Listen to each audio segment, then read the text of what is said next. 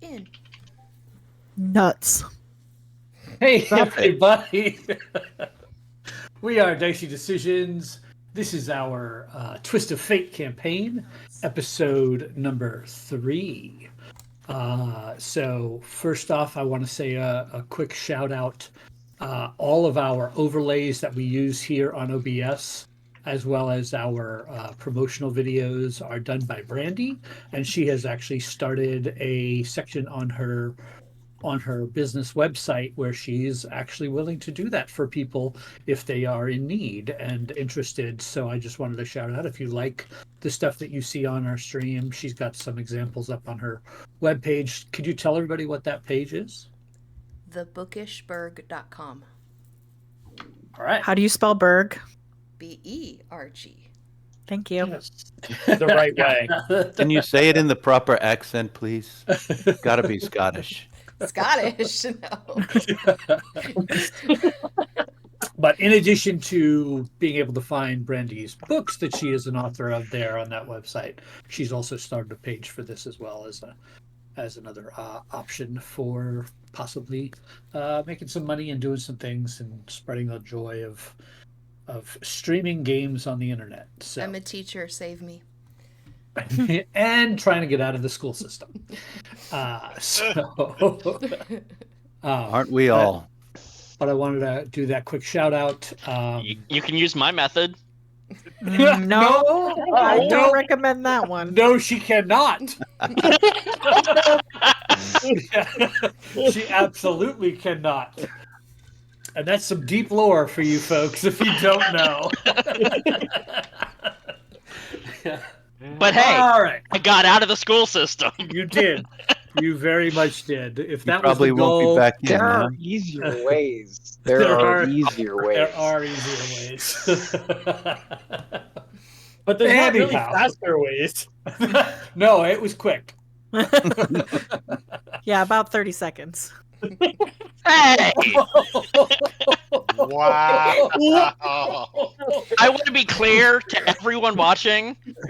Nothing happened illegal. There was nothing with a student.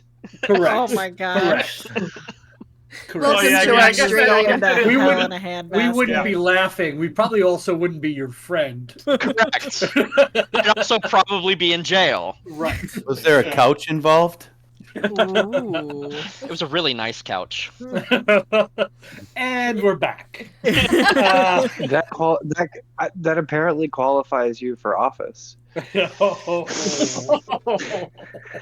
Well, good night. It's nice knowing everybody. Anywho, when last we left these heroes, they had finally made it out of the basement of the mortuary they were had appeared in randomly, with no memory of how they got there, no real true memories of everything about themselves. Pieces and parts of their knowledge of who they are and who they are to each other has started to crop up as they had made their way through this mortuary and found, upon leaving, one of the last things that they found was their own death certificates, which explained who they were, their full names, but it did not put on there a cause of death was left blank. So still no actual knowledge. And they made their way out of this building to find themselves on the street of a bustling city. The architecture here is extremely strange. There looks to be architecture pulled from various different worlds. Something that might look familiar to one of you from your home world is sitting next to something that looks completely foreign and outlandish to your eyes, because it is something you're not used to. And as you look at this city and you start to look around, you also notice that it starts to, as it heads out into the distance, it kind of curves up. And as you lift your head up, you see that the city continues in a circle, as if the city exists on the inside of a large ring. There is moonlight, but no moon and no stars. It is completely void of any constellations whatsoever which is extremely strange to those who come from prime material worlds. As you are taking all this in, you hear a voice say, "Hey, newcomers, huh? Bet you need a guide." And as you look over, you see this dark-skinned woman with two small horns sticking out from under her curly bush of black hair. She's wearing a beautiful vest, but that looks a little threadbare. It looks like it's maybe like an entertainer's vest of sorts, but it is worse for wear. It's a little aged. It's a little old. And as you continue to look, you realize as she turns towards you, she has the bottom half of a goat. I pat my bags. Do I have any money? Oh, she's like full bottom half of a goat. I was like, oh, a satyr? No, a No, centaur. a goat Correct. centaur. Goat Interesting. centaur. I also was thinking satyr. I was like, sick. Mm. I was thinking Correct. satyr 'cause they're from the Feywild, and I was like, ha ha! Connection to my home. Your hand instinctively, Calistrip, goes to where your coin pouch is. It is there, and it has whatever coins are on your character sheet. Right. Vora is staring at the goat half, and it actually triggers a memory, and she remembers that she is from somewhere rural where that was a common sight. Not that person. Not this being, but Yes. the back half. And I don't remember what they're called, but I know that I spent a lot of time around them. You see, she's got on her lots of items that look to be tied down and strapped down to her back half, and there looks to be a cushioned rug on her back half as well. And she just says, "So you need a guide? You're We need definitely a new map." here." Are you one of the Tout? "Well, yes, I am. So you must be from around here if you know what a tout is. You need somewhere to take a nap? some rest. Absolutely.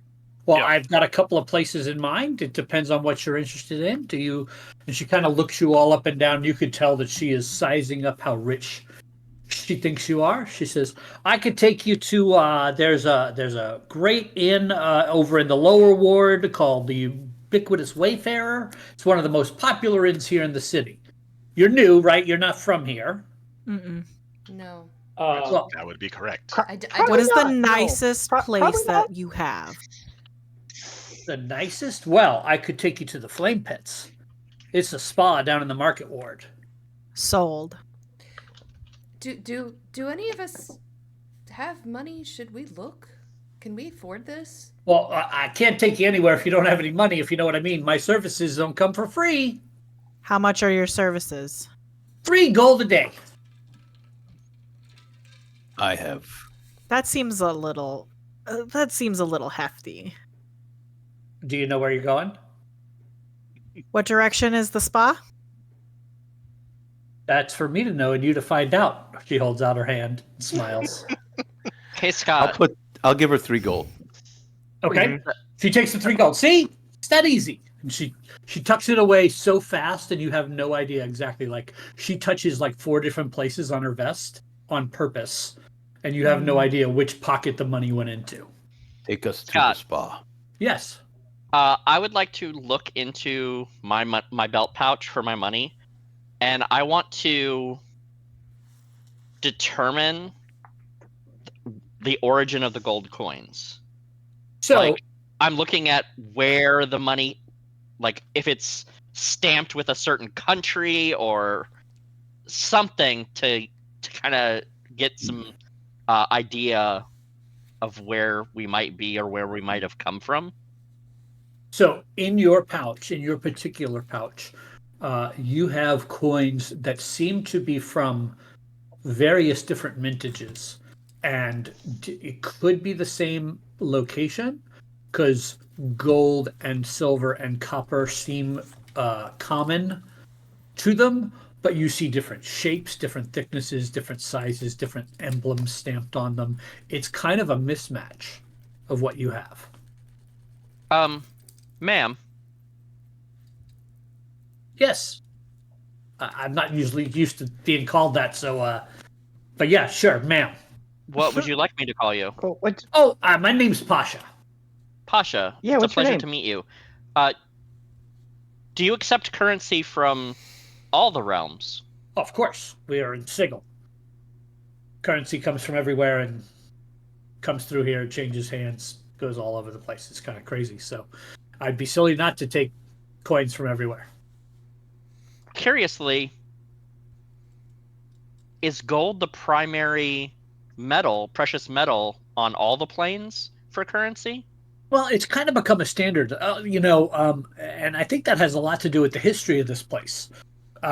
Because I think like ages ago, before like any of us were even twinkles in our parents' eyes, she looks around to see if there's any older races, and there doesn't seem to be. Yeah, that's got to be right. And anyway, I think that the the people here kind of wanted to have something that made sense, so they seeded this information into all the different planes of existence and kind of created a uniform economy, so to speak. They did it with our language. The language we're speaking right now started here.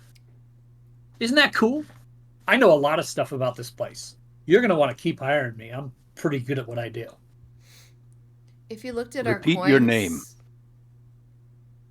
My name, Pasha. If you looked at our coins, could you tell us where they're from? I know some of them. I don't know all of them. I'm sure depends on where they're from, but I know some. Like the three he gave me, huh. I haven't seen one of these in a while. She looks at you. Last time I got one of these, the person that handed it to me was made of metal. What kind of a person is made out of metal? I am not, but I know them. I know you're not. I can tell you're not, but that's where this coin came from. I don't know the name of the place, but I pinch him to see if he's made out of metal. he is not made out of metal. I'm sorry. I need to go back one moment. What if the purity of the gold is different among the realms? Well, see, What- that's probably true. And what I've been told about that is that there's no one like taking this and keeping it here and making it a currency here. They do money exchanges and whatnot. Like the coins from one realm will make it back to that realm. Like So no one can destabilize an economy by taking higher value coins to a lower percentage precious metal community.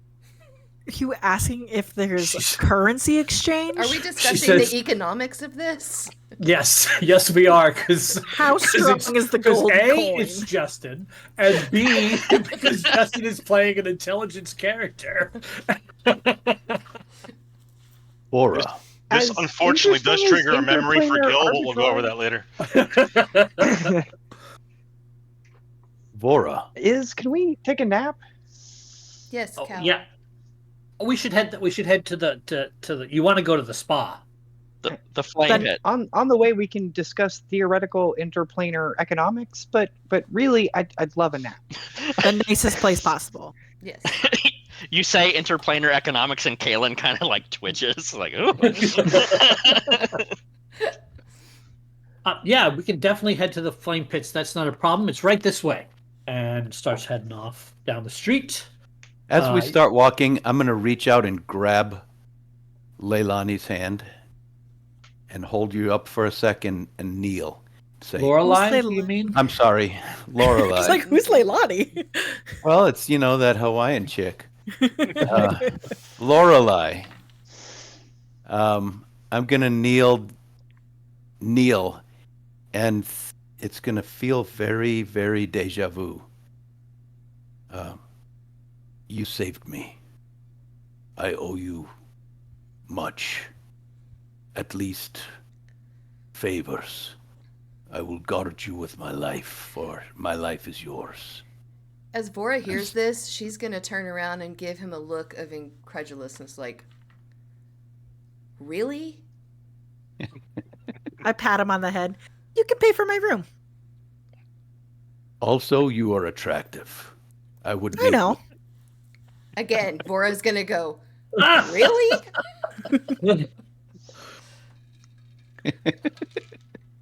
Oh, This whole time, Asol is kind of in a frozen state of delirium, very similar to someone who has just woken up from a coma, as he is overfilled with memories and of everything that has been described, and he's looking at everything and recognizes everything he is seeing. So And- you have a flood of memories kind of coming back over you, washing over you. You would know that this area of town is known as the Hive Ward.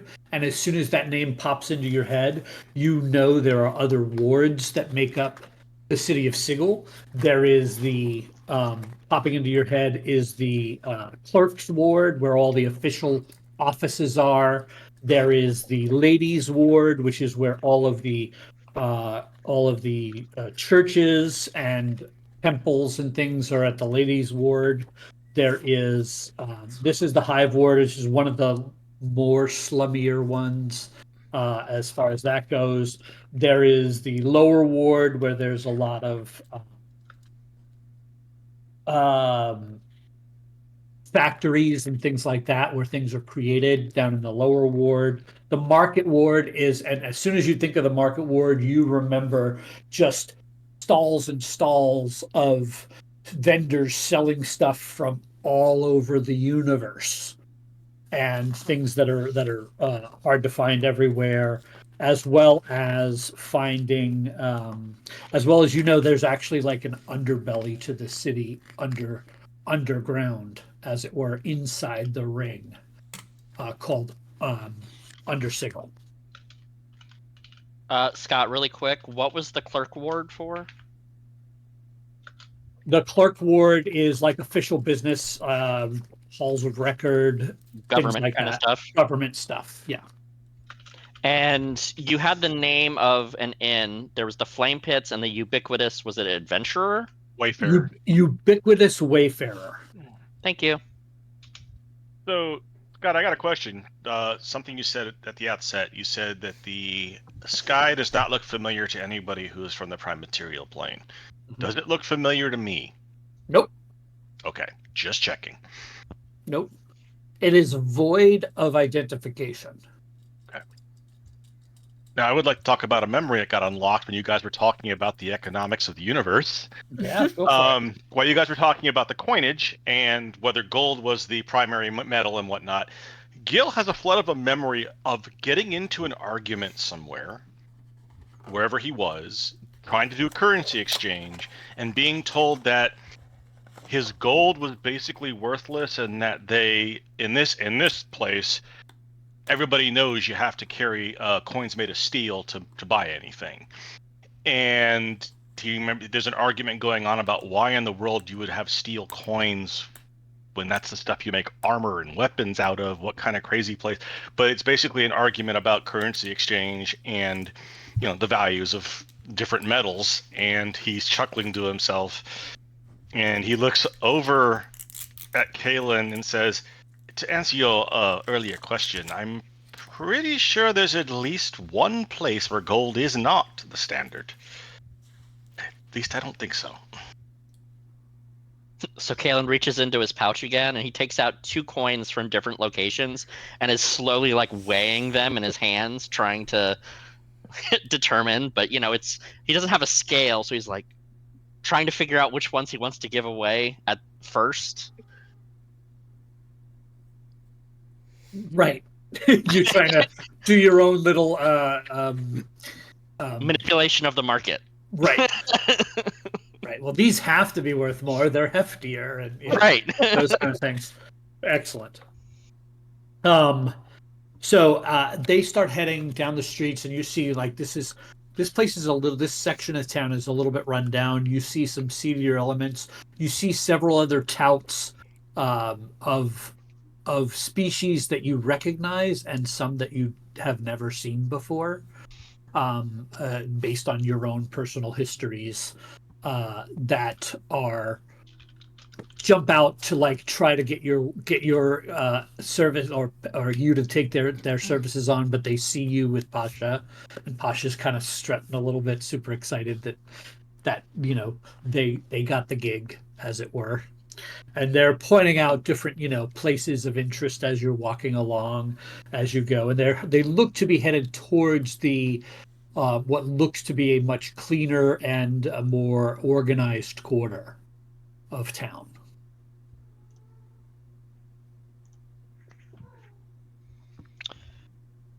I'm gonna look around while we're walking and kind of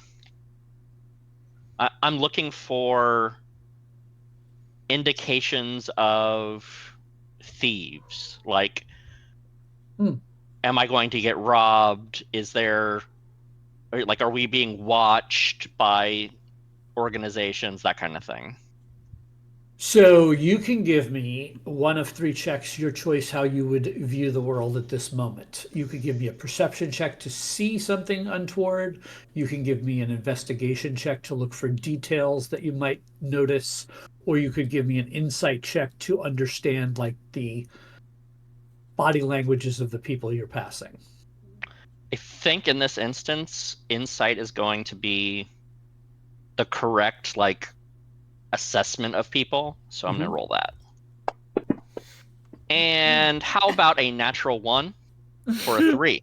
Nice start to the session. So everybody here is likely plotting murder. So Kalen's hand just slowly reaches up to the hilt of his sword as he's walking, and just walks like that the rest of the way. And you said we're heading towards like a nice area of town? Yeah, it looks like a nice area, and to a soul's eyes, that would look like the clerk's ward is the next on the circle as you're heading around. Lorelai's just oohing and eyeing at everything all around, like, look at the buildings. Oh, look at the people. They're so pretty. Pasha, do you have a map of Sigil? I don't need a map. I know where everything is. That's not what I asked. I mean, I can procure you a map. I know where to buy one. How much extra is that? Oh, no. I can just take you to the shop where you could buy it. After the nap. Okay. So maybe tomorrow. Sure. Sure. That's not a problem. I've got there's actually a bookstore I could take you to, and I know that they have maps there.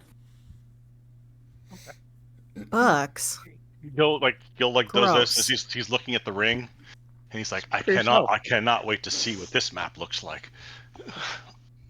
A soul's gonna saunter up to Pasha and ask in a very disassociated way, excuse me, but do you know who I am? Are we dealing with a Karen here? Should I?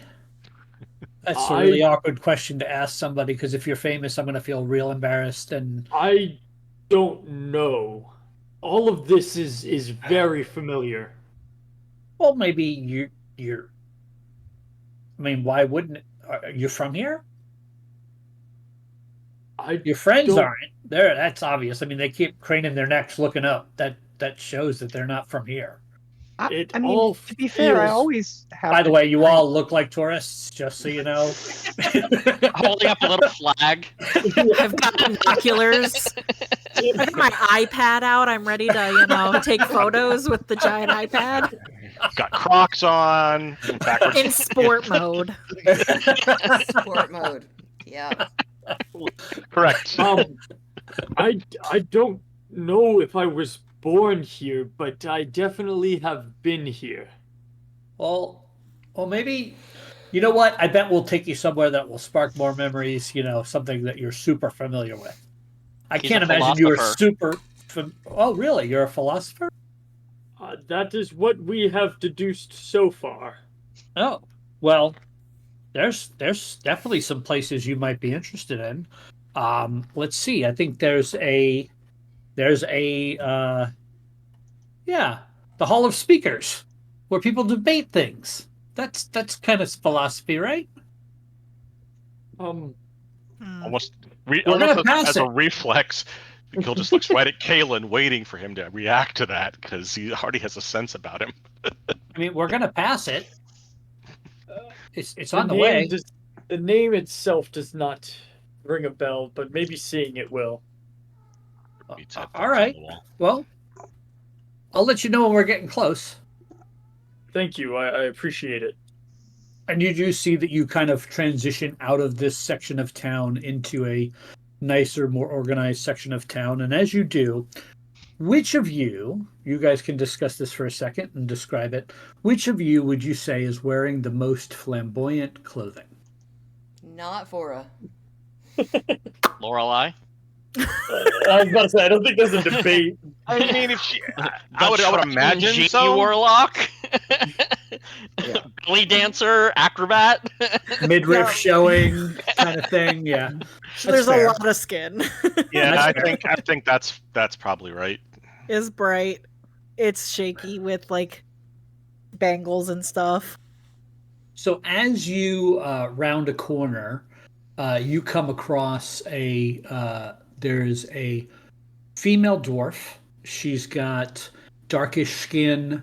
Her hair is in braids, and she is very flamboyantly dressed. She is holding an 8-stringed guitar and kind of plucking at it. She sees you as you're walking past, and she goes, "Oh, miss, please stop for a second and chat with me.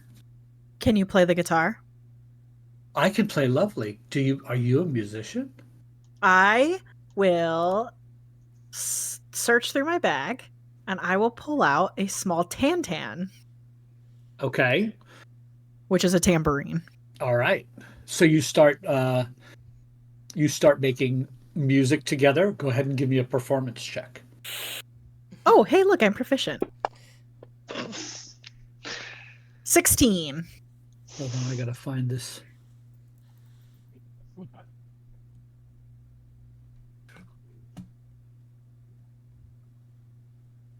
Bora, do you see how her hips sway?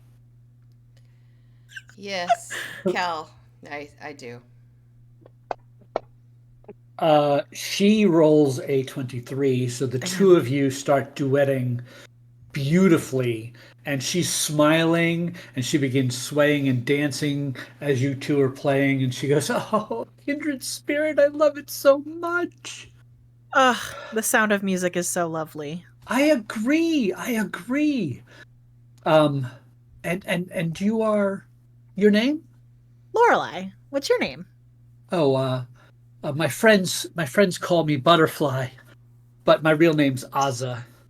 And you notice I love she that. has on her cheek, there's like a purplish birthmark that's in the shape of a butterfly. Your playing is immaculate. Oh, thank you so much. I love making music, and it just makes me extremely happy. But I have a task I'm trying to accomplish, and maybe you and maybe your friends might help.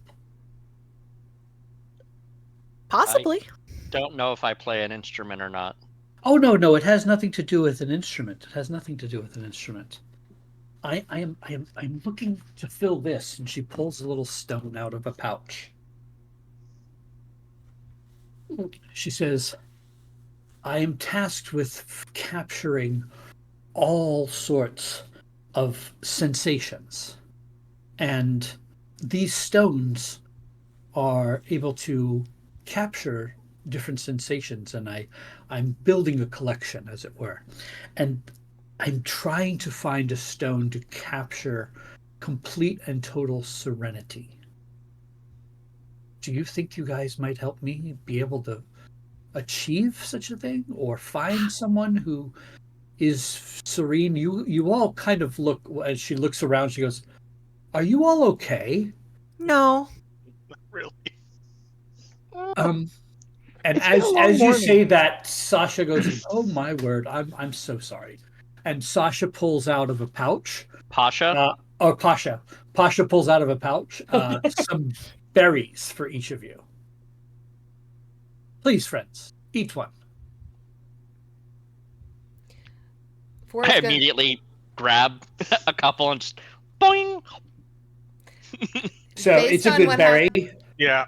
based on what happened last time with the food, I'm gonna wait before I eat it until Oh. I see everybody else do it. Everybody watches the bunny. Yep. Look at the bunny. So you eat this, and it feels like a whole meal's worth of nourishment, as well as you regain a hit point. So, I'm so sorry. I'm so sorry. I meant to offer you that earlier. It's my bad. It's really good. Caitlin lives. She says, maybe you could. I don't know who. She looks around. She goes, who could we try to capture Serenity from? And you see. How does one capture an emotion? Do you steal that emotion from somebody? Will they never be serene again? Oh, no. They just have to be experiencing serenity, and then you hold on to this stone and are in close proximity to them, and you can load their emotion into the stone. It doesn't steal it from them. It just records it as it is. I don't know that I believe that. That seems so strange. What a strange magic. Oh, well, I mean, I am a member of a society that studies the sensations of the world. Huh. Once they're captured, what does the sensation do? Well, these stones can be reused, and they can only hold one sensation at a time, as it were. But they can be reused, and they have the ability to record this sensation. You just have to be in close proximity and spend a little time having that person experience that sensation. And then if you wish to release that sensation, if, say, you were under duress, you could release the sensation out of the stone, and it would make you less afraid, or possibly less confused, or maybe less manipulated by someone around you. Interesting. I mean, Does the target have to be willing to accept that sensation? No, they're not accepting the sensation. They have to experience, someone has to be experiencing true serenity to put serenity into this stone. So if I were to be serenely befuddled, and later on I utilize this stone to befuddle an enemy. No, the stone takes away a condition on you. Oh. Never mind. I'm less interested. Well, and you're technically, certain it doesn't steal this emotion? No, I promise you, I would not want to take emotions away. My whole life is about every one of us experiencing all that sensations there are to offer. I do love a sensation. I mean, to be fair, we are headed toward an area that people are known to be calm, maybe. I mean, I'm the most calm when I'm listening to amazing music and I'm getting to dance. I think we could probably solve this problem right now. Do you think you can reach the true state of serenity? I don't know. Who measures what a true state of serenity is? I think she does. imagine the stone would. Huh. I mean, wouldn't hurt to try? So I mean, worst case scenario, you get to play more music and I get to dance and the stone doesn't work. Best case scenario, the stone works. So how would you propose we have someone reach the state if it was you or anyone? I would imagine well, I mean, if we're going to potentially try me, I would just want you to play the best music that you possibly could.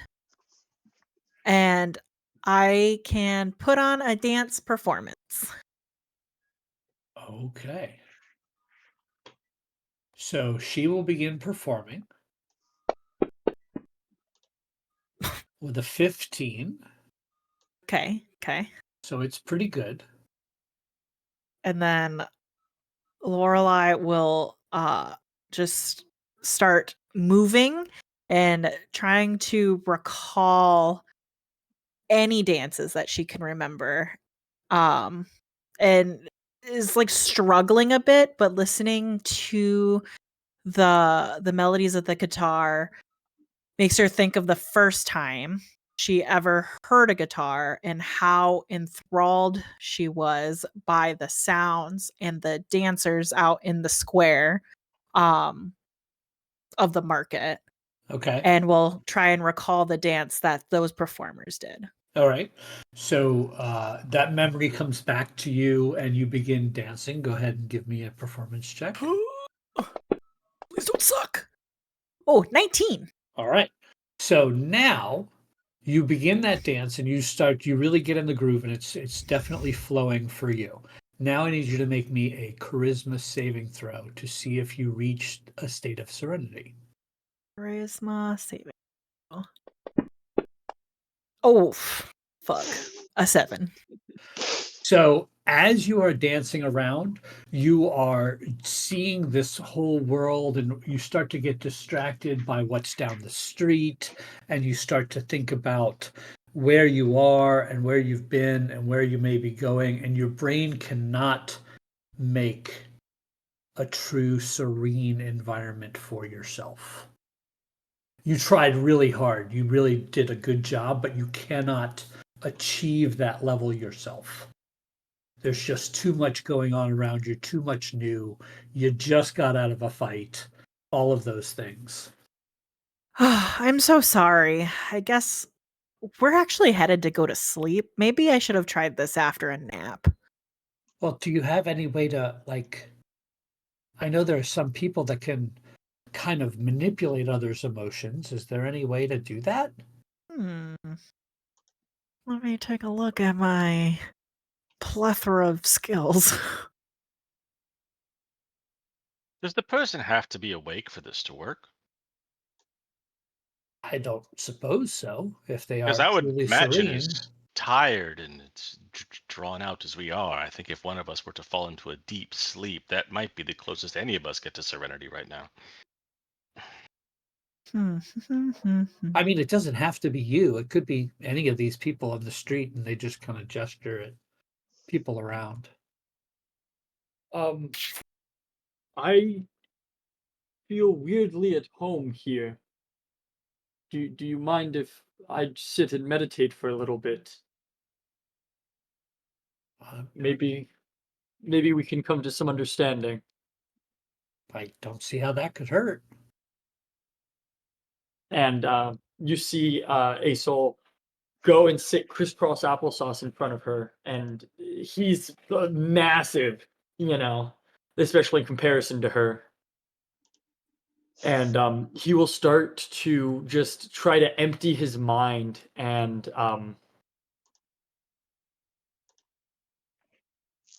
just start to really soak in the environment that he's in.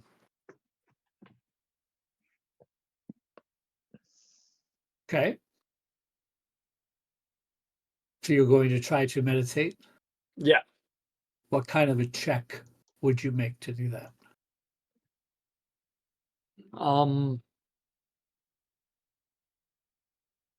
Maybe an insight check on myself.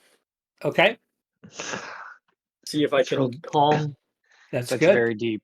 That's very good. It's very, very philosophical of you. Physician, know,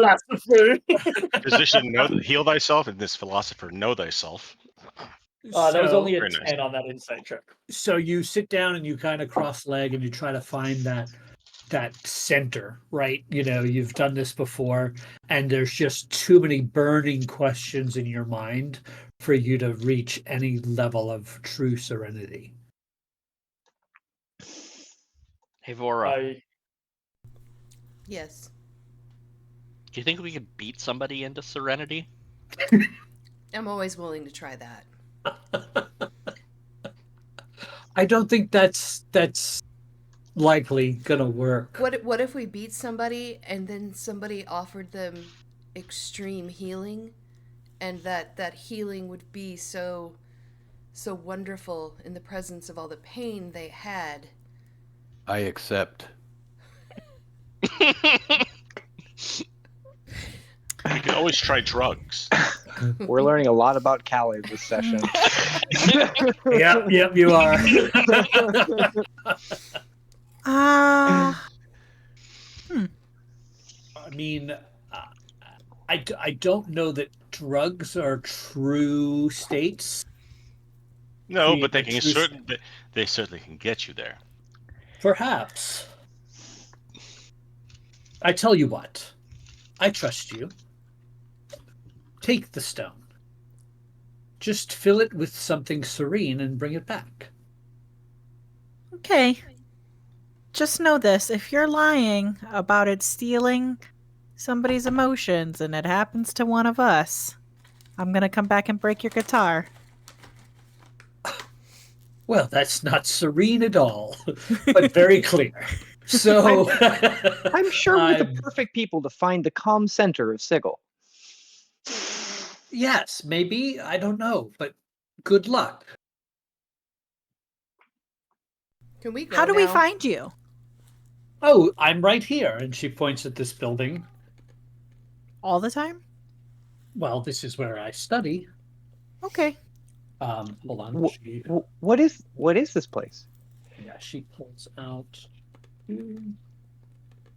Galen, Vora, is that no?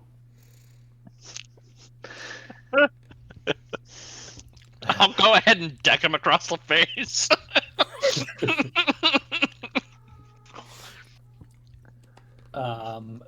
Barehanded or with your sword? Oh, barehanded. Okay. Darn it. I'm gonna Got the reach up. drain? I'm just That gonna was a reach. jump scare for Gil. He's like, what the? I'm gonna reach up right after you do it and just, do cure Pat him on the wounds. face. So she points to a building back behind her, which is the Civic Fest Hall. It looks to be this gorgeous artistic architecture building, where it looks like there are amazing. It just looks extremely beautiful and artistic. And she says, "This is where I study. I'm a member of the Society of Sensation." Okay. And as she says that, you would recognize that as one of the factions here in Sigil. Essel. As Kalen decks Cal and Vora heals him, I'm just gonna hold the rock out at him. What are you feeling as you get decked? Well, That was not an appropriate joke that was about to come out of my mouth. Hard. I was In gonna the say snowstorm. hard. I offered because it felt right, and it brings back a memory of all the times that I was hit in my training to force me to be able to take it and not get angry. So it's just another hit that I've learned to ignore. So you're trying to be stoic. Serene, even. But after So after you get hit, give me either a wisdom. Can I run this by you real quick? Uh-huh. I would like to flex all my muscles as hard as I can and hold them tight for like 45 seconds, just fully flexed until my veins are standing out. And I'd like to roll an athletics check to when I release that, the endorphins just swoosh in. And that's where I find my serenity. Okay, give me the athletics check. 22. Nice. So yeah, you totally hold on to that. You get that feeling, and as that feeling washes over you, now you need to give me either a wisdom or constitution saving throw, your choice, to try to find serenity. Okay. I'll fall to both knees and just hang my head and reach out to Vora to hold her hand.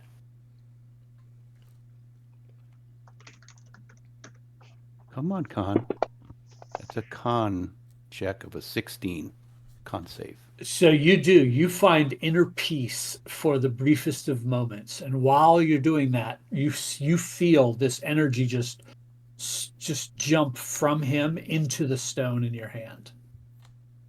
Ooh. Here, please take this. You did it. I don't know, the stone? She kind of examines it. She goes, add it to my collection. That's so great. Thank you so much. Here, you should take one for you. And she hands you a sensory stone, which I am dropping into your inventory. Ma'am, what's the opposite of serenity? Panic? Chaos?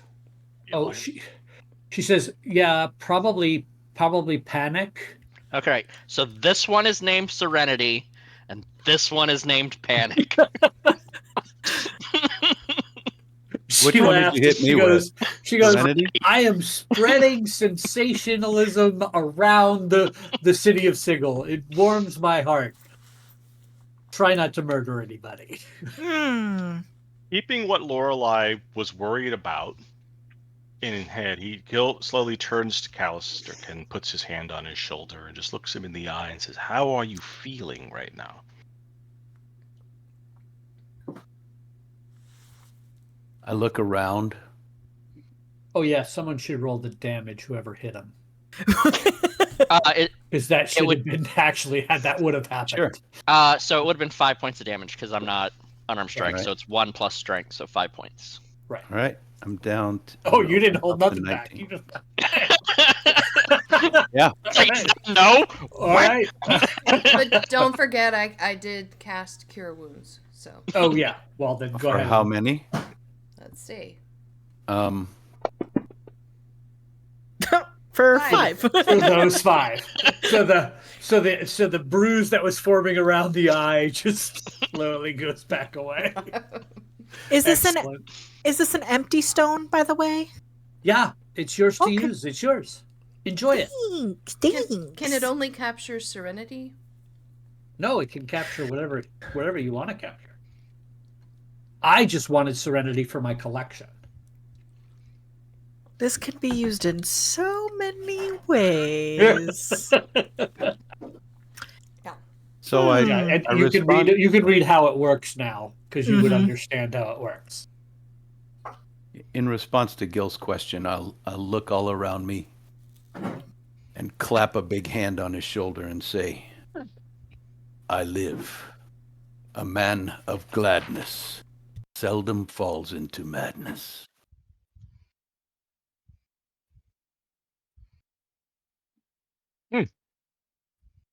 I'm not quite sure if that answered my question or not.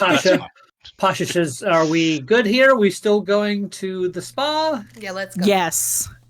All right. Lorelei's going to skip over to Vora with the stone in her hand and be like, "You got to record it once, but you'll never have to fake it again."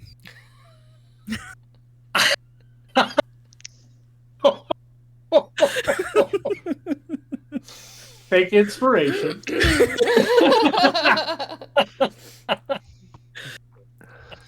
Vora's just gonna stare at her like, what?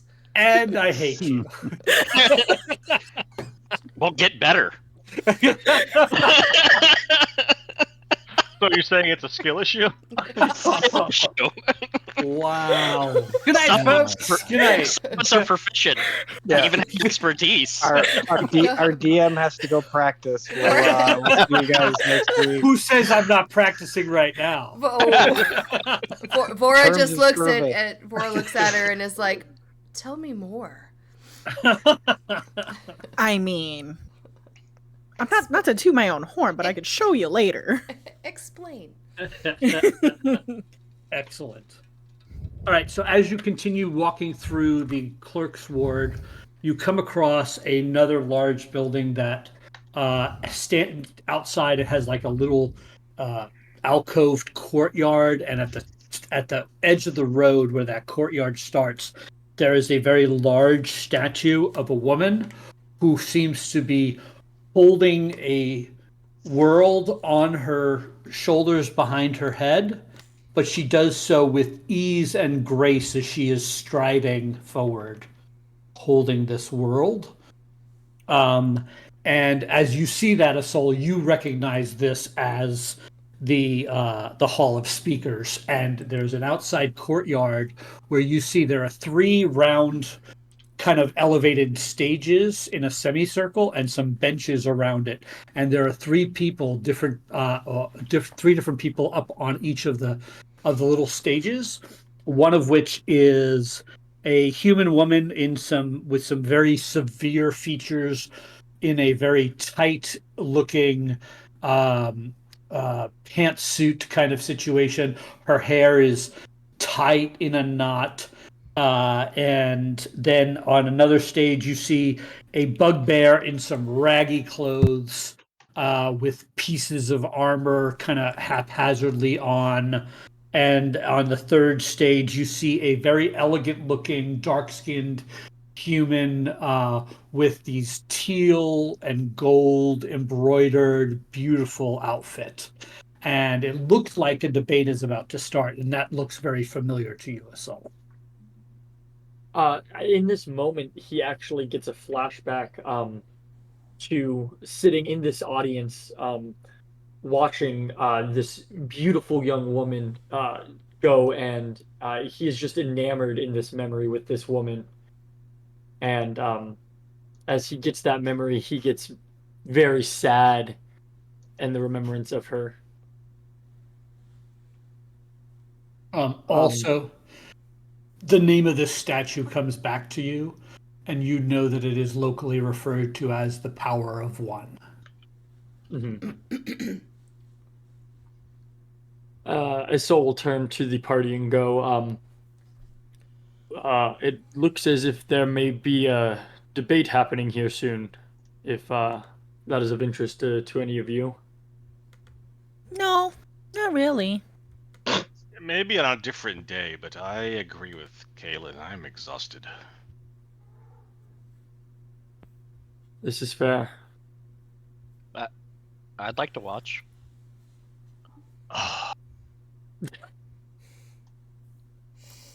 So this is the severe-looking woman. Looks like this.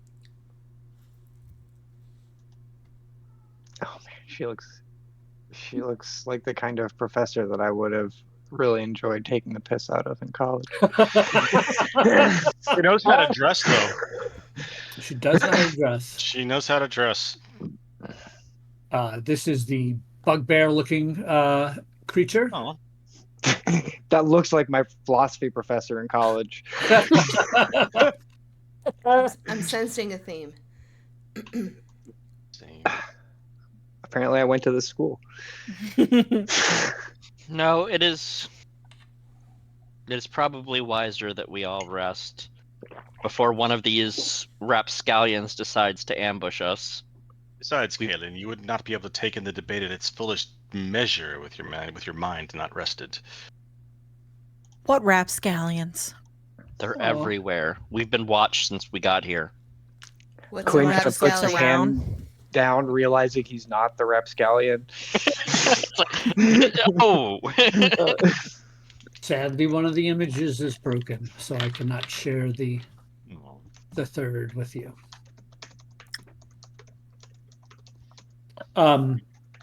But they begin a heated debate amongst the three of them. Actually, a small mechanical creature that looks like a ball with legs and arms comes out and says, "Each person will have 2 minutes." And his voice is actually louder than you would expect from a creature his size. We will start here. And he points to one of the stages, and the woman says, "Thank you. I am here to assert that all the gods are false. Their corpses litter the astral sea, and they are unworthy of our worship." And they go into this 2 minute long diatribe of that. And when that spouting is done, the bugbear goes,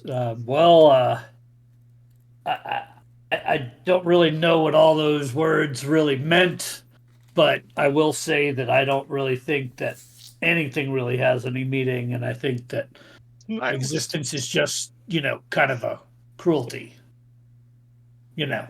Like we all just suffer and then we die. That's just kind of the way life is, and goes into that, stories about their life and their point of view from that. And after his 2 minutes are up, the very well-dressed man says, "I have to disagree with both of my debaters here, that the gods are all legitimate creatures, and it is anyone's fate to even become one. Any of you could choose to become a god. It is within all of us that we have that ability." And they go on about their philosophies on that. So they kind of talk through, and they do a little bit of back and forth and debate for a little while. No one is actually per se winning or losing, and that's not really the point, you see. But the people in the crowd are forming opinions, as you might be. So they start to look for support of their opinions. As Kalen starts hearing it, he's just slowly getting closer and closer to the crowd, because he said he'd keep going, but he got really interested in this, and he elbows the closest person and says, "Do they allow audience participation?" Well, they'll ask people's opinions after they're done, and they're wrapping up right now. So I'm sure you can give your opinion. And the little ball creature, metallic ball creature thing steps out when they're done, and the arguments have been made and issued. What say you all? What was the first lady's point? Her point was that all the gods are false, and they are unworthy of worship. I gotta look at something real quick. Ever since she started speaking about gods being dead in the astral sea, Gil's face has been kind of squinched up. And he got this faraway look in his face because he has this massive memory of standing in the astral sea talking to a divine presence who basically said to him what the third guy said about everybody having the potential in them to becoming a deity themselves. And it's such a clear memory. Even though he doesn't say it loud enough for anybody to hear, he answers the robots with the creature's question. "Oh, gentleman number 3 is correct. There's no doubt in my mind." Would you like to voice your opinion on that? I suppose so. So he holds his hand towards your mouth, and he aims his mouth towards the stage.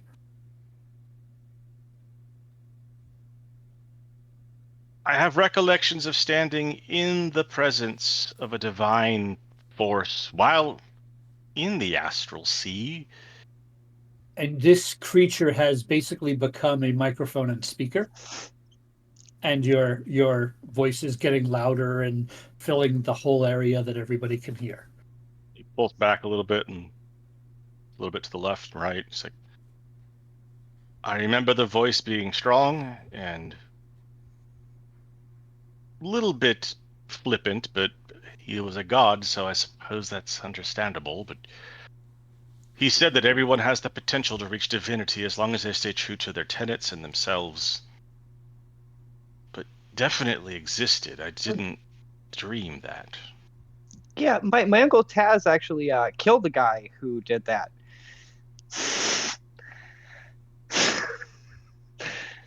What? So you agree with number 2? No, number 3, definitely right. You can be a god, and then my uncle Taz might have to go back in time and kill you, though.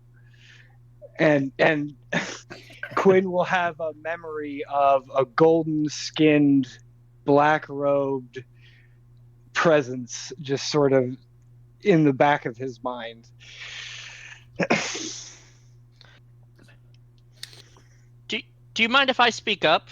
And the creature hobbles over to you, puts his hand at your mouth, and aims it at everybody. Aims himself at everybody. It is, to my understanding, that these viewpoints don't necessarily conflict each other. There may be dead gods in the astral sea. We may all reach divinity, and it all may be pointless. However, what makes someone divine? What makes someone lack divinity? What makes someone happy? Why is existence suffering? You are not asking the right questions. You are asserting the answers and putting those in these people's heads without first asking the question of what you mean. I look straight at a soul, expecting an answer. A soul.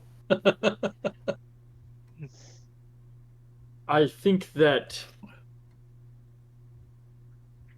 anything that has merit, and you can tell A Soul's just completely out of it, kind of fixated on one of the stages as he's still entranced with this memory.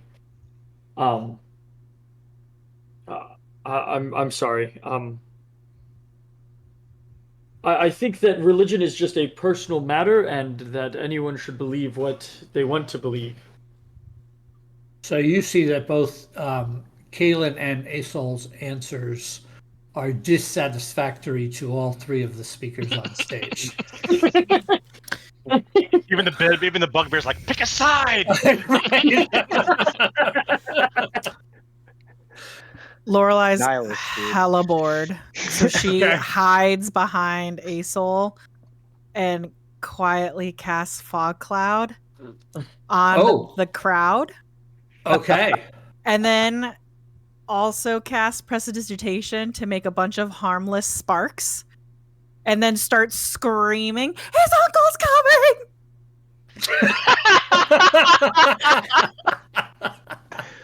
Okay, so you incite a little bit of panic. The round metallic creature's like, everybody sit down, please. Keep things orderly.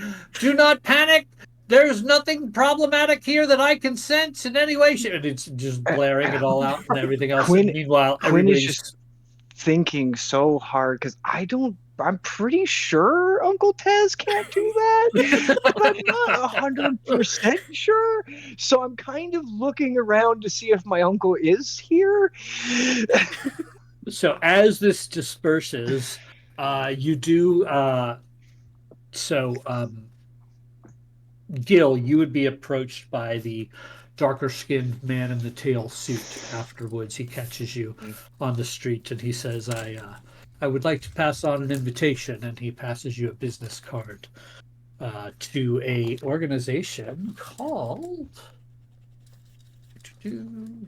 While you're looking, I wanted to say that when the announcer yelled panic, I stepped toward Kaelin's right hand and just got a little bit ready. Left hand is panic. No. I stepped away from your left hand. Right.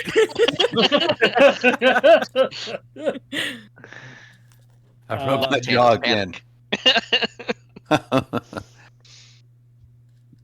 You would see that it has a symbol that looks like an eye with kind of a fancy odd shape, 3-pronged shape around it. And it says on it, the mind's eye who grow to godhood. And it has an address. Says the Great Foundry in the lower ward. Basically, it's an invitation to come speak with like-minded people. And it's called the Mind's Eye. Mm-hmm. In the what ward was it? The lower Lower. ward at the Great Foundry. Well, Pasha, onward. Excellent. All this talk of gods and whatever. So this whole time, Quinn has been a little bit withdrawn and sort of confused. And after the god talk, he will just sort of like tug on Pasha's like forelock a little bit, because I'm way down here. Where's the moon? Do you have one? There's no celestial bodies here in Sigil. Cool. Again, I will sort of just look sort of concerned and sort of with like, okay, thanks. Just kind of keep looking around and sort of put my cloak up over my head a little bit. I'm very uncomfortable. Are you feeling panic? No, I don't think so. Okay. You want to? You'll take a very, very, very subtle step backwards. On the one level, no, and on the other level, I don't think I can.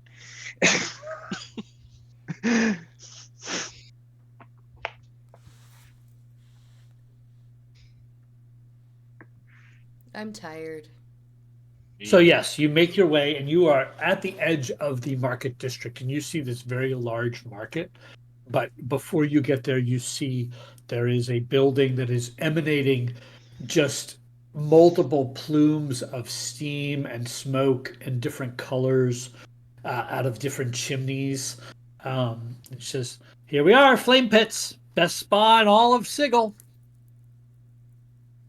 Sniff the air.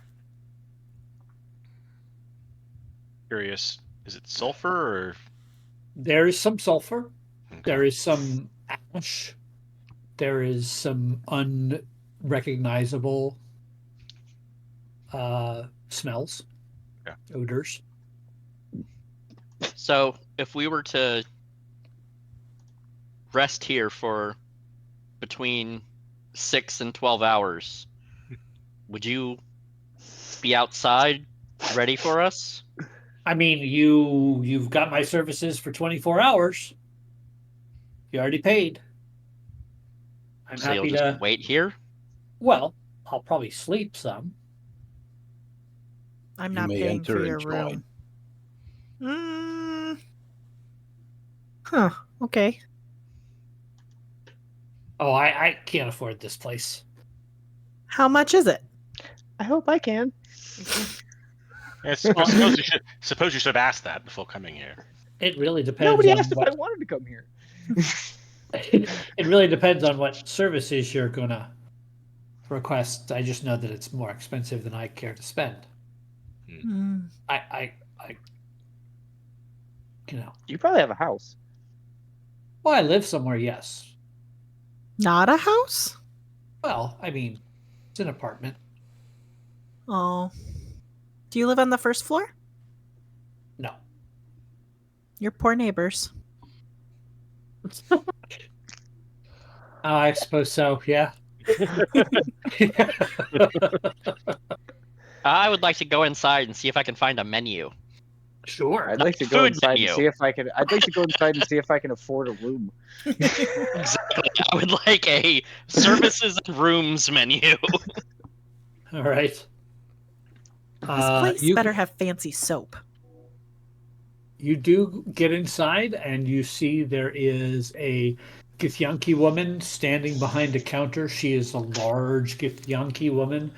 She wears a burgundy robe and a dark, deep blue dress. And flitting about behind her is what looks to be some sort of smoke method type creature that seems to be like doing all of her bidding as she chases this person around. And she says, oh, patrons, new patrons, come in, come in, come in. How lovely to see you. What will it be? A nice lava bath? No, it doesn't look like any of you could handle that. Maybe a mud bath? Or What are How the much benefits does of a one room? mud bath? Sleep. well, it Sleep, does please. this for your skin, dear. And she Turns it lets green. Now, that's not nice. It Yeah. makes it soft. You probably Randy, you're shouldn't muted. take. How much for a room? Oh, Sorry. rooms are 1 gold piece per evening. Thank you. Baths are an additional gold piece. Meals for your stay are an additional gold piece. So if you wish a bath, a meal, and a room, it is 3 gold pieces. I'll take all three, and I'm just gonna put my coins down and just like I'm ignoring everybody else. Like, Do you have water baths? Of course. So How hot would you like it? warm enough to get clean? Lorelai rolls her eyes. Okay. scalding? Warm enough to get clean. Kalen reaches in and he's like, okay, 1, 2. He bites one, puts it back. 3. Nice. Oh, you said no to the lava bath, and you said mud bath, and there's a water bath. What other kind of bath? Is that it? Do you think I could add like those little fancy cucumbers and maybe like a salt scrub? Oh, yes. We can totally take care of that if you wish. Oh, fabulous. Cal, I would like all 3, please. Yeah. Pretty much the gold piece that you spend for your bath gets you all of those things that you would want. Are you making yourself into a stew? Technically, that's what you kind of do, Ugh. but it's beneficial. Guild fishes out some coins and realizes he actually has a steel piece in his pouch, but puts all 3 on the table. Quinn will kind of reach up from the counter and set 3 gold on it. Nice. All right. So, is there I'll anything pay for Lorelai's and myself, but I'm not paying for a bath for me. Okay. So Go to 5 Funk. gold only.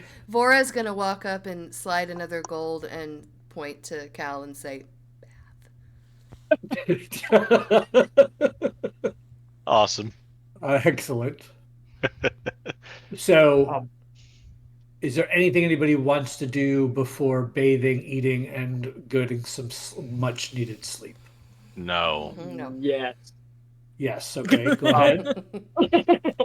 I would like to ask Pasha to just I would offer to pay for her bath and room if she would be willing to come and sit with me and just tell me as much as she knows about Sigil. And I want to sit there and just listen and absorb everything.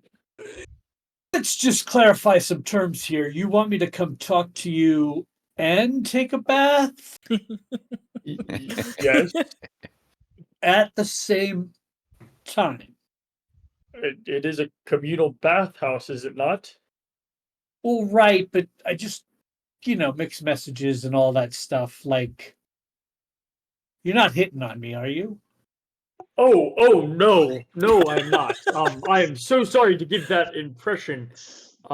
Sorry, no, this is Well, a- when a lady gets asked if she would like to take a bath with you, I think you Oh. might, see where I could get Sorry. confused. No, I was just that was our plan, and if you cared to join us, I would I would love to listen and get to know more about Sigil and everything else you may be able to tell me. I have lots I can tell you, so I'm happy to do that. But I also, if we're gonna sleep, I should probably sleep so that I'm awake when you guys would need me in the morning. Just for an hour. Just come Oh, sit and sure. talk for an hour. Sure. And she'll happily do that and talk about whatever you are. Lady of the house, Yes. would you happen to know in your clientele, do you have a regular that might be experienced in recovering memories? A physician, a diviner? I've never been asked that before. I get asked all sorts of questions about my clientele. And she kind of smirks, but she says, not that I'm aware of. I'm sure there's someone in town who's good at that, but I can inquire. Sure, if you could have that information when I awaken, Well, it would be worth some gold to grease the wheels. I would like my memories back. you are missing memories. I have no idea how I got here, who I am. How you got to my door? But this ring, this plane,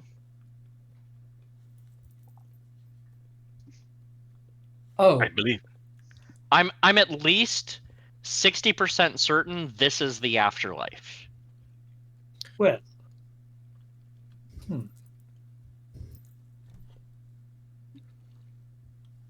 It's not.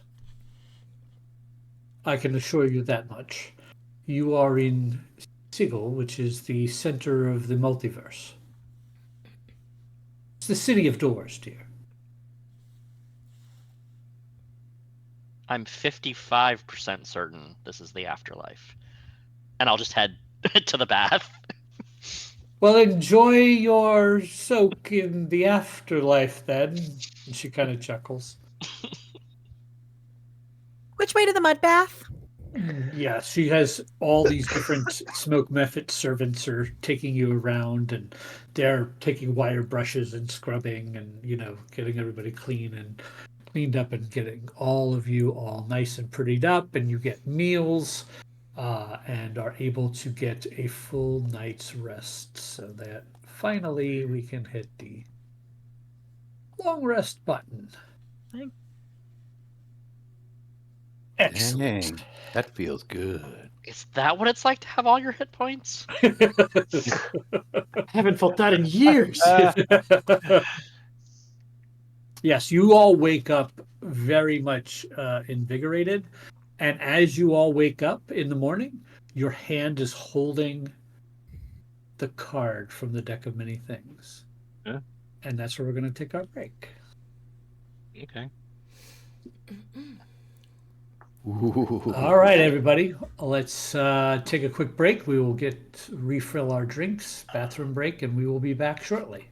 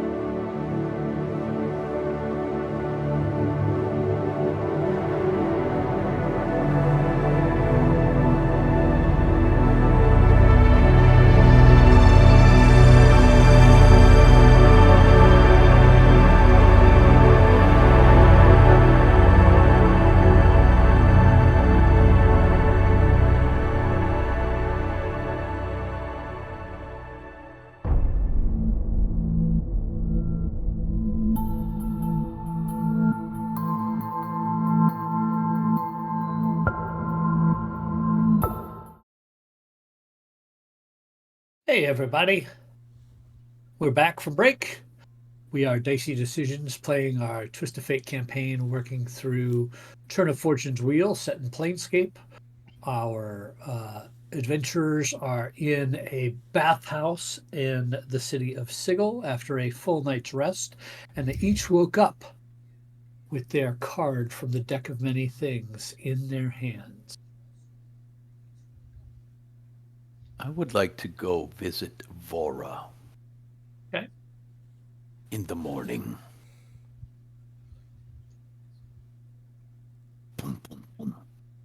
Vora, are you awake? I am now. Get up and open the door. What? What do you need? Do you remember a metal person with gold? No, I don't. I remember there was one, and I felt you were there. Very well. I turn and walk out. Unless you were saying something. No. I'm just standing there, just like still half asleep, just kind of like, what was that? Just close the door. Kaylin flips his card over. Is it the same card that I started with? Yep. Gets out of bed, stretches, puts the card down on the bed on the pillow, grabs his sword, and begins doing sword drills as if muscle memory is kicking in. Like that's what he does when he wakes up. Right. He's yet to put on any clothes, fur to the world, swinging the sword in the middle of the room, and miraculously not hitting a thing in the room. And he spends a good 20 minutes just working up a sweat. So you're able to spar and go through all of your exercises as normal. Your eye keeps coming back to that card.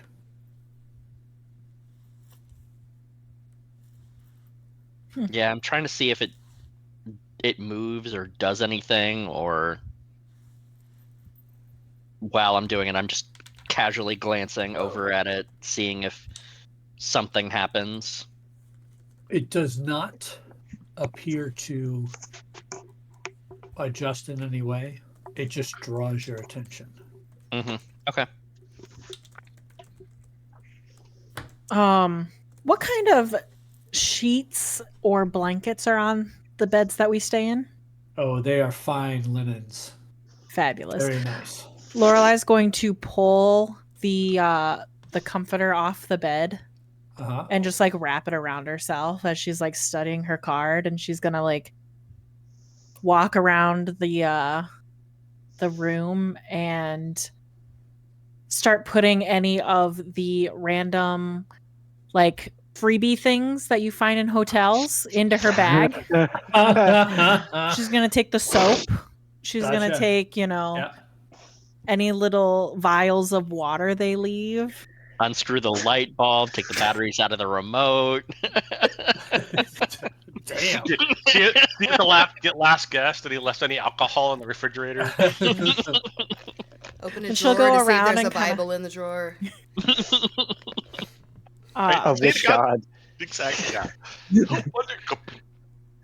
She'll just go around the room dragging the comforter along the floor.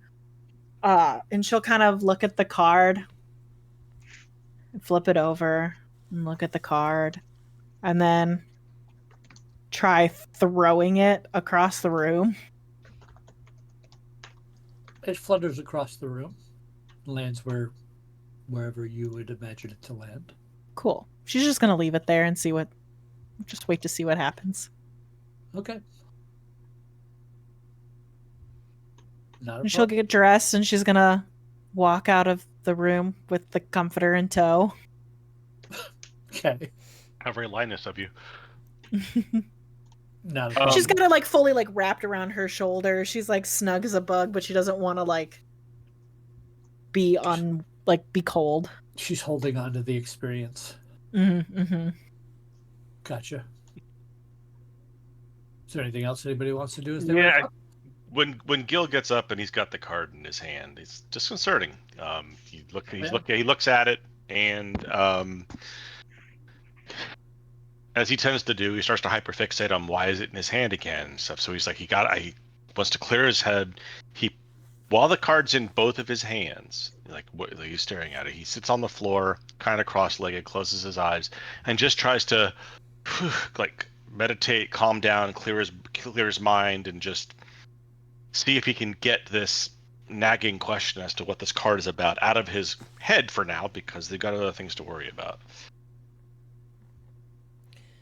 Vora's gonna get kind of come to after being awakened and looking at the card and hearing what Cal said, is going to leave the room and go to Cal's room and knock on his door. Okay. Yes. Enter. I'm gonna open the door and I'm not gonna go in. I'm just gonna kind of stick my head in and I'm gonna say, I don't know if I remember the metal person, but I remember you talking about it. And then I'm just gonna shut the door and walk away. Vora, come back. I'm gonna bristle at the order, but I'm gonna turn around and open the door. Eat with me, please. There's food. All right. Thank you. I like company. This I seem to know. Do you have memories more than me speaking? I remember exploring ruins. And I think I remember finding you. Finding? I think I remember you being a mess.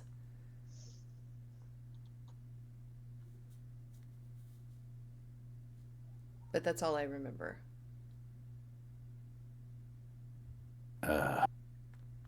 I suppose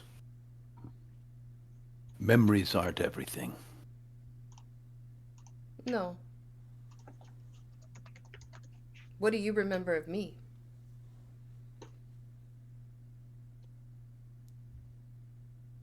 I remember your naked body when we got off the tables. I meant before that. See, I was gonna make a joke of dem titties, but I just did. I was holding back, and he just went there.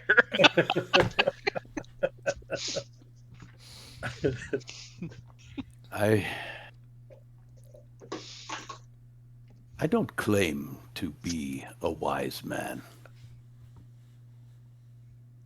But for I have few memories, though I do feel a closeness, a kinship, perhaps. Are you my sister? I don't think I'm your sister. I don't Are think you I my knew lover? You. I don't think I'm that either. Do not look like one of my people. I remember my brother and my father. Are you telling me you have no memory of me at all before we woke up? It seems as though memories are returning slowly. You did not remember this yesterday, No. correct? And now you do. Found me broken. When I found the death certificate and I read my last name, that's when I remembered. Would you tell me? I remembered finding you broken. That's what I remember. I mean, would you tell me your last name? Beckhelder. Beckhelder. Is this what I should call you? For a Beckhelder? Vora will do. Ruins, you say? I don't know where. I just know that either we were taking shelter. I don't remember. Hit me. Perhaps that will stir memories. Really? I just wanted to eat breakfast. Then let us eat together. Would you like half this roll? Sure. I'm just going to start eating, and I'm going to go pretty quiet at this point. Yeah, me too. So as Kalen is training, he gets flashes of he's standing on a log in a forest doing the same movement when he's young. He's standing on the edge of a building on another plane doing this when he was adolescent. He's standing in a desert doing the same movement. He's standing in the pouring rain, just different spots, but it's always these same movements over and over and over. And it just feels like home to him. And when he finally puts the sword down, breathing kind of heavily, I'll hit you. Nice. Vora just chuckles with her mouth full of bread. Gil, as you are meditating on this card, you feel this card's power trying to reach out to you. Is it a sentient, like is it sentient, or is it just like a magical force? Can I tell? Magical force. Okay. He takes a deep breath, makes a decision, opens his eyes, looks at the card, and whatever is reaching out to him, he's going to reach back. All right. So it has the equivalency of attunement. Okay. At this point. And you understand the power of the card as I will unlock it for you. You believed in the heart of the cards. Gotta catch them all. Damn, Good job, some of us Yugi. have some cruel ones. I don't know if I want to attune with some of them. Man, Lorelai's never gonna attune to her card. She doesn't give a fuck.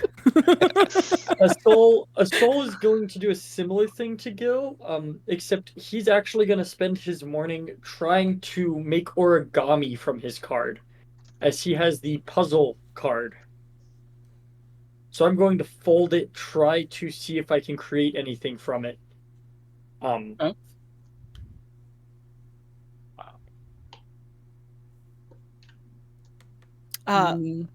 Lorelai's. Oh, go ahead. Give me a dexterity-based performance check.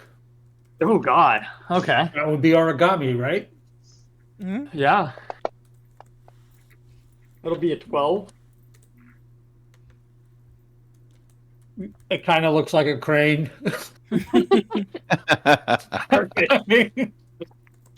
Like a crane, but you broke its neck. Right. With a floppy neck. Perfect. Lorelai's just gonna go padding down the hallway and knocking on every single door looking for Quinn. Every door? Every single door. She doesn't know where he is. So the first door you go to. Yeah, roll a door you d6 go to see if to. you find Gwen. The first door you go to opens up really rapidly, and sticking out their head out of this doorway is this big horned red demon-looking creature. What? You're not Quinn. And then she'll just keep walking. What's your name? Sasha.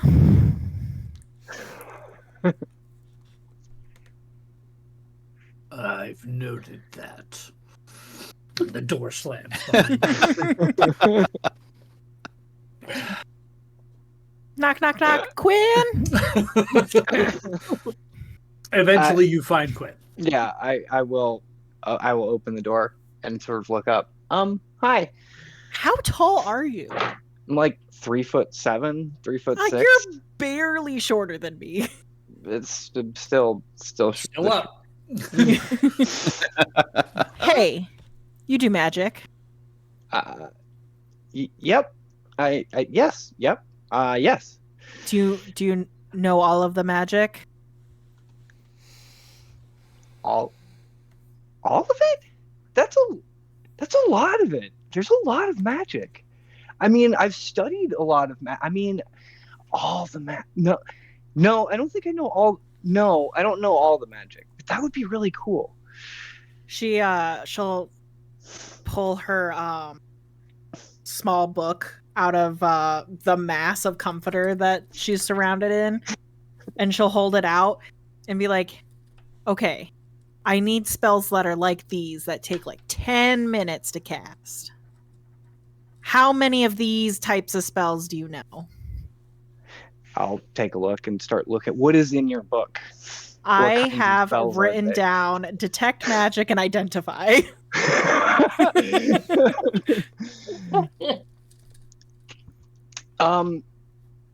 Yeah, so I will ponder that for a minute. And I will kind of have a memory of being in a tower, in a room, just surrounded by books, just books as far as the eye can see on every conceivable subject on of magic and arcane studies that there are. And I just have this feeling of just being home and at peace. And he just brightens up and runs over to his backpack and starts pulling out papers and notes. And I mean, it's like he's got an entire like library in this backpack, and he's looking around and he's looking around. He's like, yeah, I know a lot of these spells. And he starts making a list of all of these different kinds of spells from the what was it? What were the two spells you said? Detect magic and identify.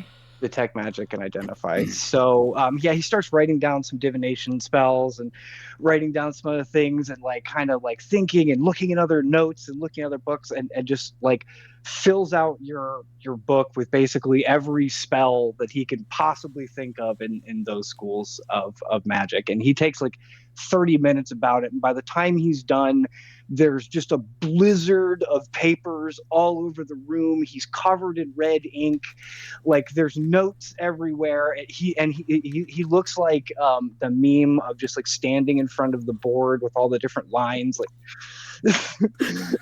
yeah, he's so excited to talk about magic.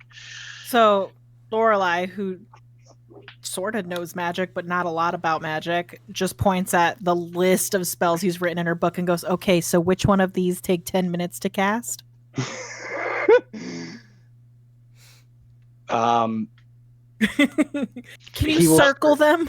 Yeah, so the sorcerer and the warlock are trying to make a spell book. Yeah, he'll start underlining them. So you've got like detect magic, you've got detect poison, you've got detect evil and good. Yeah, so he's definitely right. He's underlining them and show which ones need which ones need rituals, and what the how you pronounce the thing, and roll your R's, and point the dagger at the west, and yeah, absolutely, he is underlining and going nuts. Out of character point of just to make sure, you know how to cast these spells? I specifically need you to teach, like, you have to know how to cast them, not just know of them. I can cast a couple of them, actually. If you can send me which ritual spells you can cast, that would be very useful. Yeah.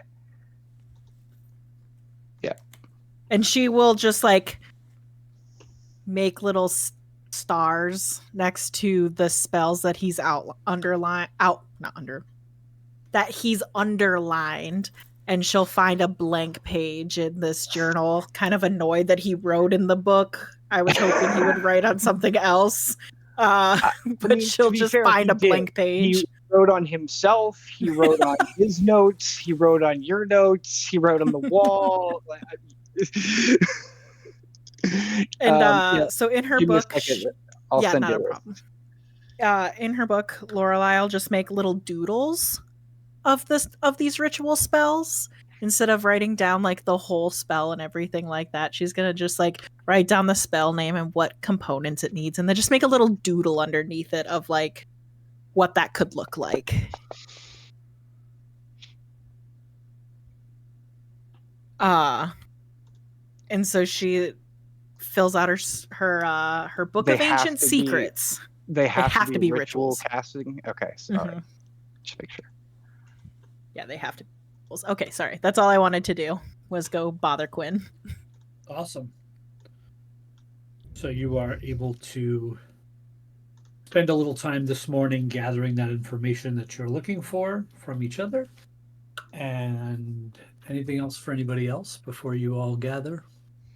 On my as we finish up on my way out the door, I will sort of take a deep breath and center myself, and a glowing kind of red outline sort of forms around me, and I'm going to cast extended mage armor on myself. Ooh. Are you okay? Never been better. And as you look at him, you notice that his eyes are like glowing red along with the pupils, and it looks like, the moonlight that he has summoned is like glowing out of his eyes. Where are you from? I don't remember.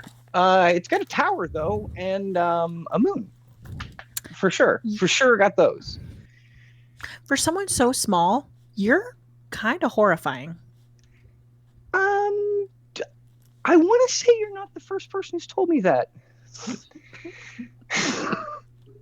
Well, Kalen will be donning his armor as this is going on. Okay. Thanks for the spells. You'll have to tell me more about learning magic sometime. There's literally nothing I like talking about more, except my Uncle Taz. The guy who's terrorizing all those people? He didn't terrorize them. It was just one person who, tried to become a god and was kind of an asshole about it, and he had to go back in time with his brother and kill him. Just kind of standard stuff.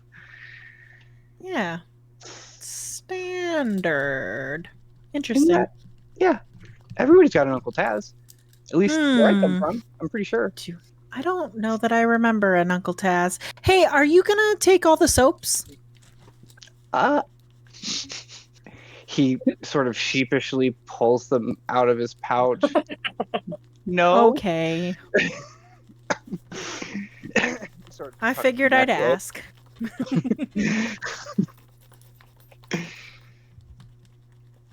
All right.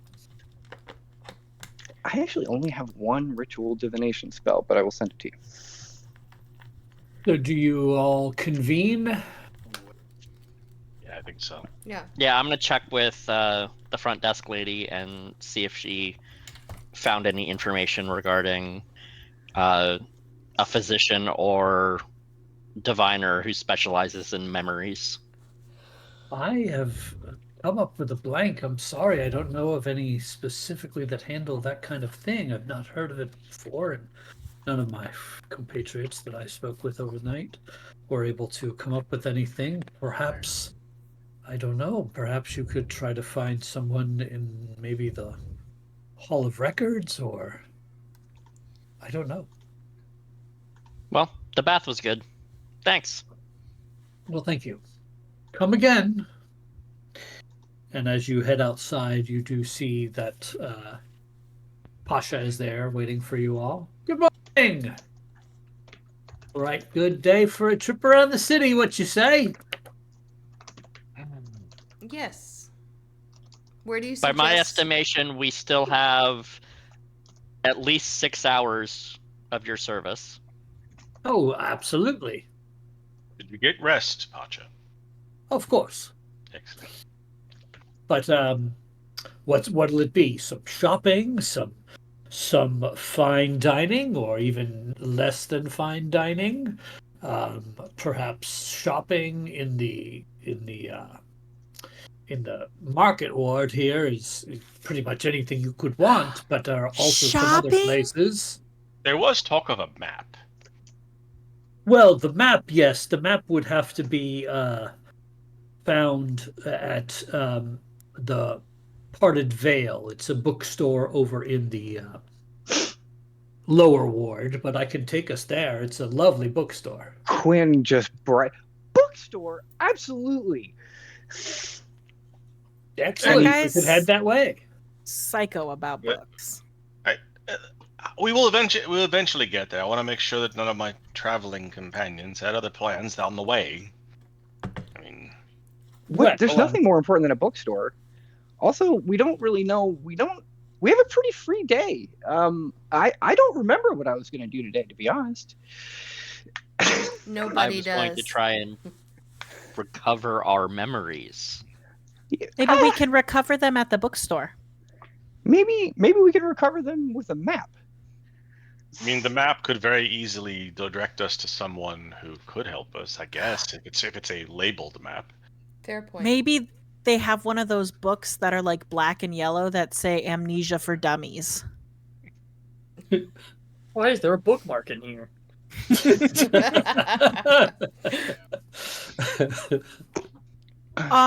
So Lorelai's left the room, has spent an hour, whatever, with Quinn. Is her card back?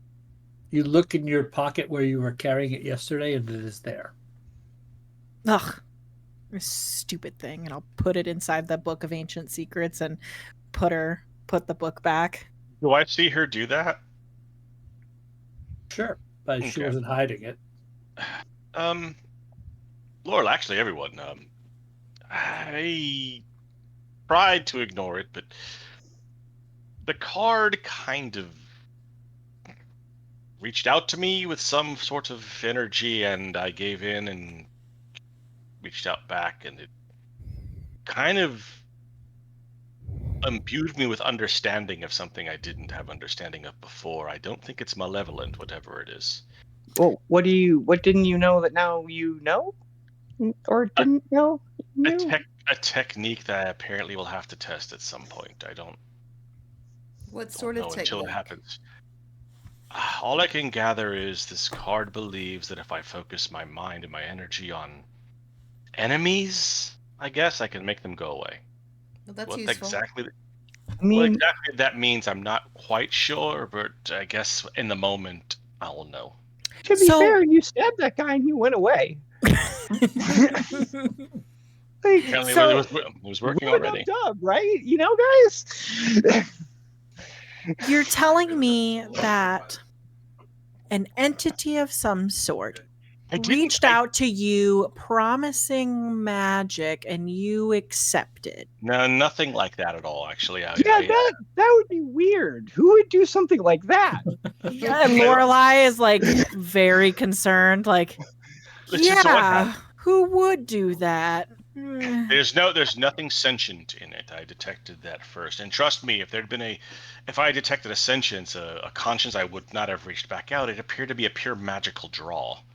I was trying to meditate to get my mind off of it because I was hyperfixating again, and it just wouldn't go away. So I was apparently trying to get my attention. So eventually, I'm like, fine, you have my attention, and the next thing I know, it kind of like, I don't know, imbued my Well- mind or something. But there's something to these cards other than I mean, first of all, I woke up this morning, it was in my hand, even though I was sleeping beforehand. So there's Yeah, me something too. to them. Gil, if I recall, your card was the void, Correct. Yes. and you're making things disappear. Right. Yeah, I made that connection as well, which is one reason I wanted to bring it up, because I would assume, I never should assume, I was told, but deducing based on evidence that perhaps your cards and whatever they're called will relate to whatever that card can talk to you about, if you are willing to listen. I think my card will rob me. Yeah, he told me my card's name was Ruin, so I think maybe I will just not do that. Well, to be fair, if mine is the void and it's making others go away. If yours is the ruin, then if you were to use the card, technically, wouldn't you be ruining someone else? Not necessarily. I guess not. Just putting that out there. There's definitely something to it. And he takes the card out and like flips it over in his hand a couple times, and then like sticks it in like the stitching inside of his cloak, and like just so it's always like there, so you can. But that's as far as it goes with it. Okay. Magic in the cards. Oh, And To the you bookstore. To the bookstore. make your way through town. And Can head over I to- Yes. try to leave this spa with the blanket? Does she try to stop me? If I try to well, like tiptoe out of the spa? Are you going to tiptoe with it like wrapped around you still? Yes. Or are you? Because that's really difficult. So make me a stealth check. Where's my scales? There it is. Oh, good. How about a 5? Yeah, she Trips over the she hem. suddenly says, I don't believe you came in with one of those comforters from my bedroom. You sure I didn't come in with it? I am positive. I know it's comfortable. You can come visit it anytime you want if you have the coin. Visit it. Can I have that same room? She looks down at her ledger. She says, I will try to keep it available for you. It better be freshly laundered and she'll put it on her desk. I'm sorry, Sky. When you said visit it, my first thought was Lorelai on one side of a pane of glass with a hand against it. And like, My blankie! The blankie on the other side. yes. Nice. Okay. So you're heading across town. You make your way, and now you are into. You have to go through the ladies' ward, which is where all the temples and such are. You notice that Sasha doesn't really seem to be that comfortable in this particular ward. When you say does the, temples to, is it just like the lady and the gods of Sigil, or is this like temples to everybody? Everybody. Now, as you start to see that, you start to see temples to gods, and some of the temples have versions of a god symbol next to another version of that god symbol from another prime material world, etc., etc. So it's like there's one temple to the Dawn Father who is actually also called blah blah blah, who's actually also called blah blah blah, kind of thing. However, there is no discernation. Literally next door to a temple to the Dawn Father might be a temple to Asmodeus. Nice. Like, they all exist here. So you are seeing all of the temples represented here, and it is quite odd, but there are people like coming and going, and no one is harassing each other, and no one is like, there's no armaments aimed from one temple door to another. You know, there's what you would expect. None of that is actually happening. They are coexisting. So every pantheon is represented. Correct. Interesting. I will definitely keep half an eye out for a building with a crescent moon on it. If you want to seek it out, you can find it. I mean, we're on a mission. We're going to a bookstore that is way more. Way she'll more understand. important. She'll understand. Like, we'll talk later, probably, or whatever. We're fine. Right. You sorry, not to interrupt, but Asol would like to stop and would ask is it okay if we maybe take a quick pit stop here? At the church for Asmodeus? Are you a devil worshipping? Not philosopher? in particular. I think I might know some people here.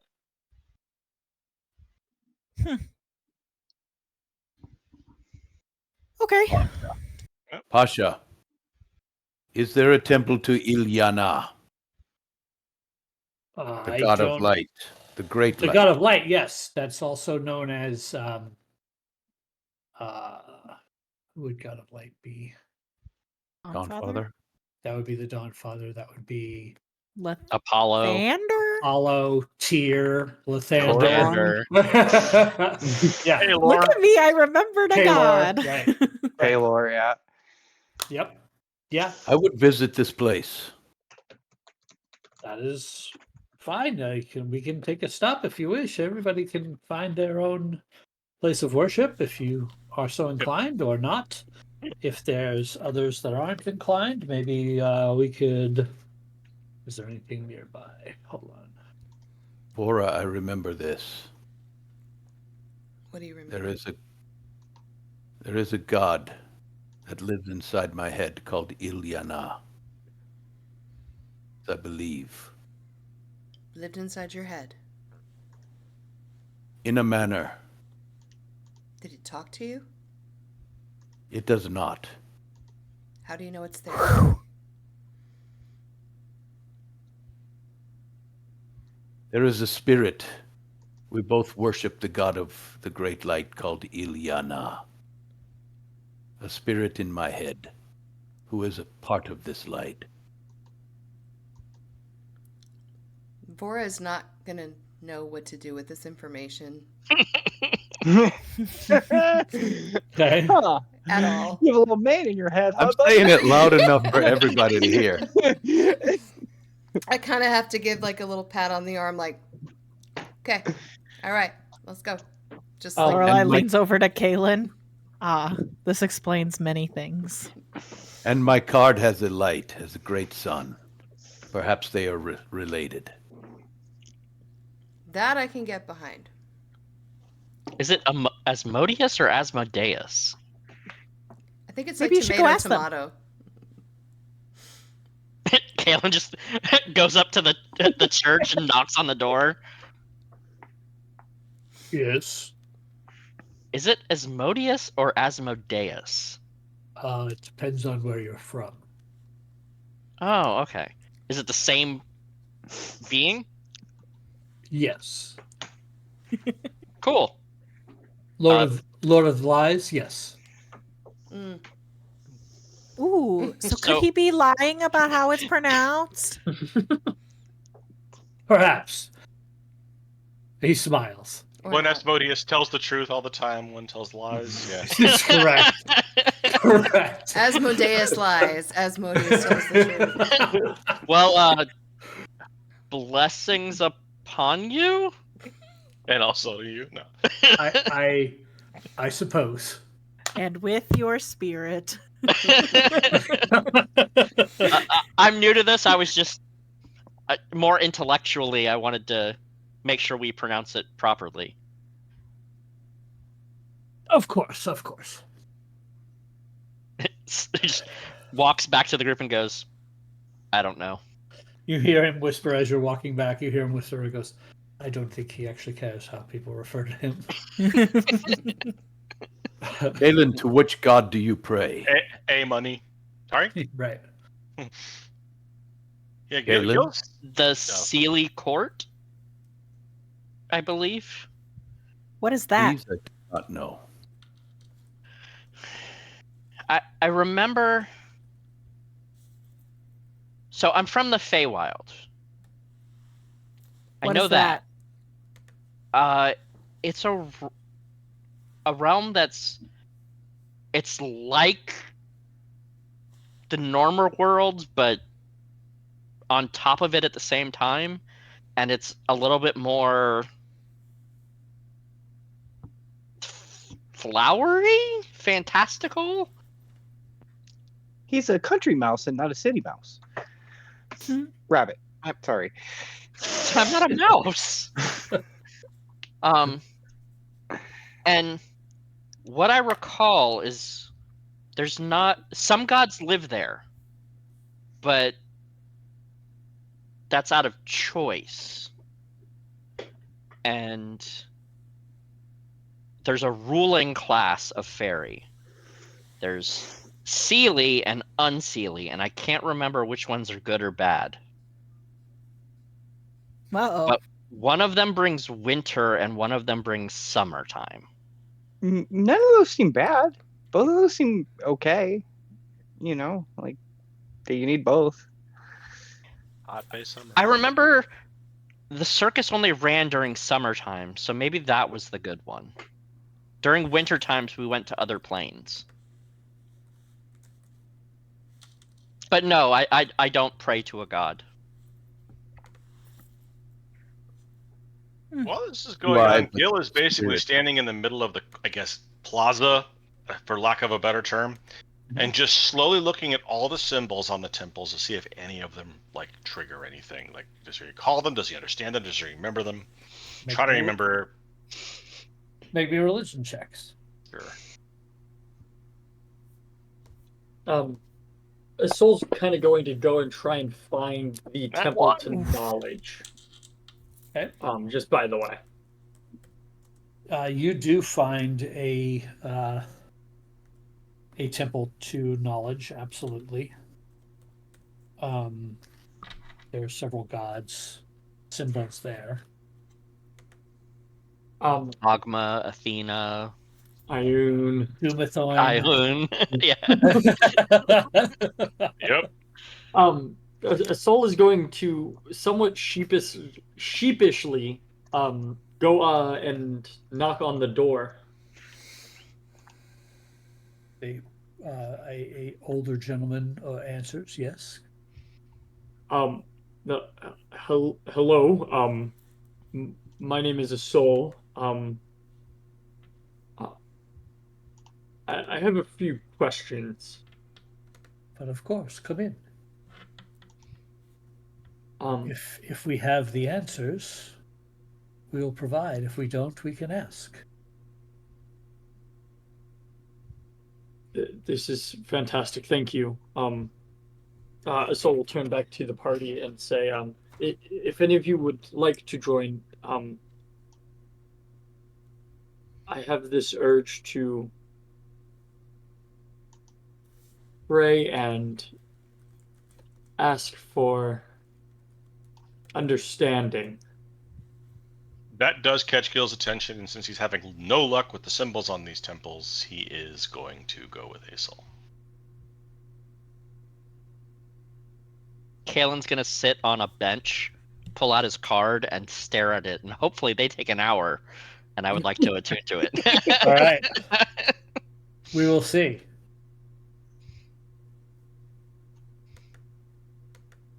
If anyone would like to accompany me, I shall go to the Temple of Light to let the Kori pray. Okay. I'll go. It's not calling to me. I'm gonna lay on the bench and just like put her head against Kaylin's leg like a pillow and get comfortable and look at her card too. Okay. How do you read this stupid thing? So Kalen looks down, seeing her like that, and a memory comes back of the two of them in the woods at night, and him telling her, "I don't think this is gonna work. I do have feelings for you, but we're too different, and I think you're better as a sister or family. Wow. Friend zone. Friend zone. Friend zone by Kaylin. Friend zoned by the Velveteen Rabbit. That's rough, buddy. Couldn't handle all this. He just nods kind of appreciatively, and then the memory fades, and he looks down and gives a little smile and says, I think we dated. Me? Yeah. I broke up with you. How dare you? Have you seen me?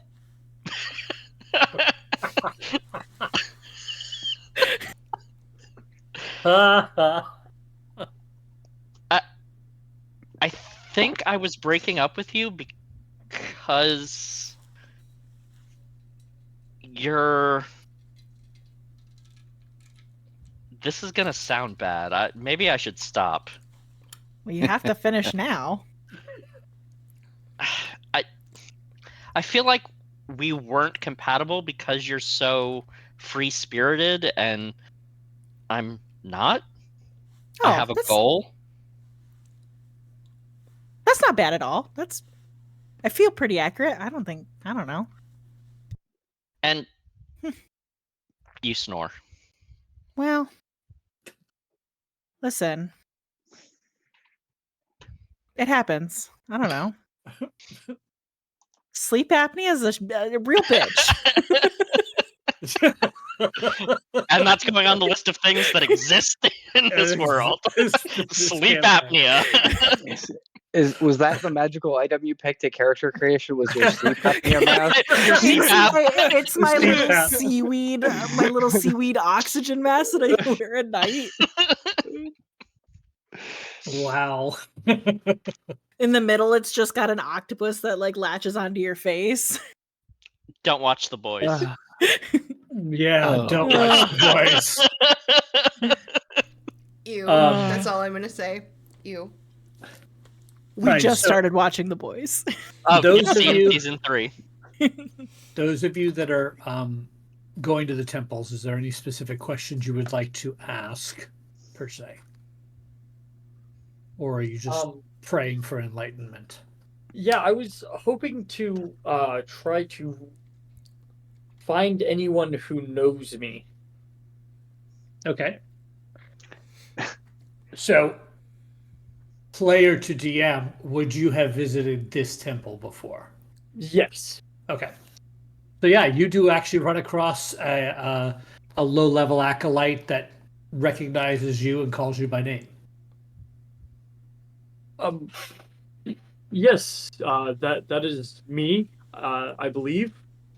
Yeah, I know it's you. That's why I said, "Hey, Asol, what's up?" So sorry. My memory is been failing me recently. Who are you? Winston? You Winston. don't remember me? You made me carry all those books from the 3rd floor because you wanted to study? That sounds like something I would do. But yeah, it was kind of rude, especially since you can lift twice as much as I can. I apologize for past actions. That is my Well, fault. I'm not offended by you asking me to do my job. I'm offended by you not remembering my name. Well, that's actually why I'm here, Winston. I have seemed to have forgotten quite a bit, and it disturbs me. What do you mean forgotten? I have no memory. Winston goes white. You just told an acolyte of the Priestess of Knowledge that you have no memories. Like, that is the most terrifying thing to him. He's like, oh my, that's terrible. Who did this to you? Well, All I know is it has something to do with a goblinoid creature and this, and I pull out my card. That's strange. Do you know who this goblinoid creature is? Are they here? Are they?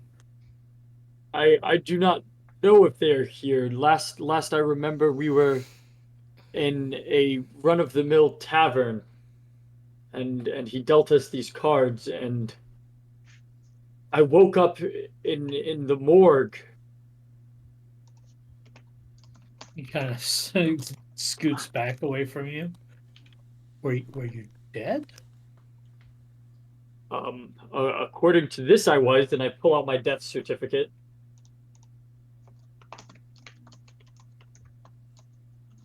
But obviously, I am not. I am not dead. I do not feel I am undead. I feel in a way wrongfully convicted of my death. You know, this is possibly kind of above my pay grade. Perhaps we should try to find someone else for you to talk with. If possible, that would be amazing.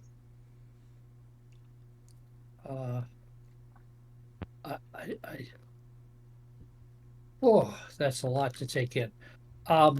Okay. I can talk to the steward and find out who is available. There might not be anyone right now. Can I get in touch with you? Yes. Yes. I do not know where we're staying. I don't know. I don't know what we're doing. But You say we. Who are you with? Hi.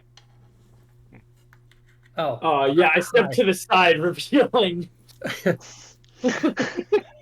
Are you missing your knowledge too? Unfortunately, yes. I came with Isol because I'm drawn to places of knowledge, so I thought maybe this could give me some idea of where I came from. How many? Is it just the two of you? Oh, no. He looks around behind the soul again. Outside. Just the two of us here, yes. But more out there. And then more importantly, they too have lost their memories. Yes. Well, I'll try to find out what the high priest will want to do. You might want to gather your friends, and if I contact you, I can send you a message if you're going to be in town.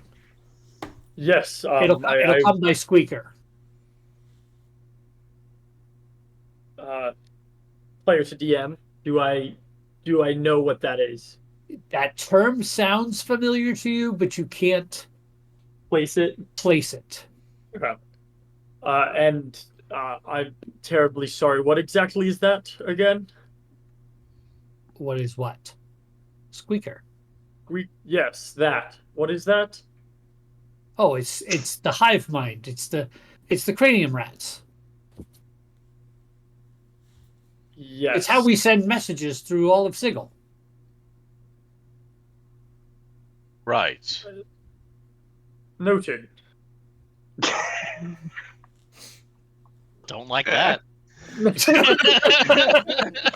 Not one bit. Not Not even a little bit. You're gonna send me a brain rat. Yes. I'm out. I'm good on Sigil. Where's the next portal to just the plane of fire? I'm fucking done. We're heading back to that lava bath. And I'm diving in. I got plans I cannot discuss. Burn the whole extra planar space to the ground. I would say nuke it from orbit, but I don't know if there's an orbit here, so.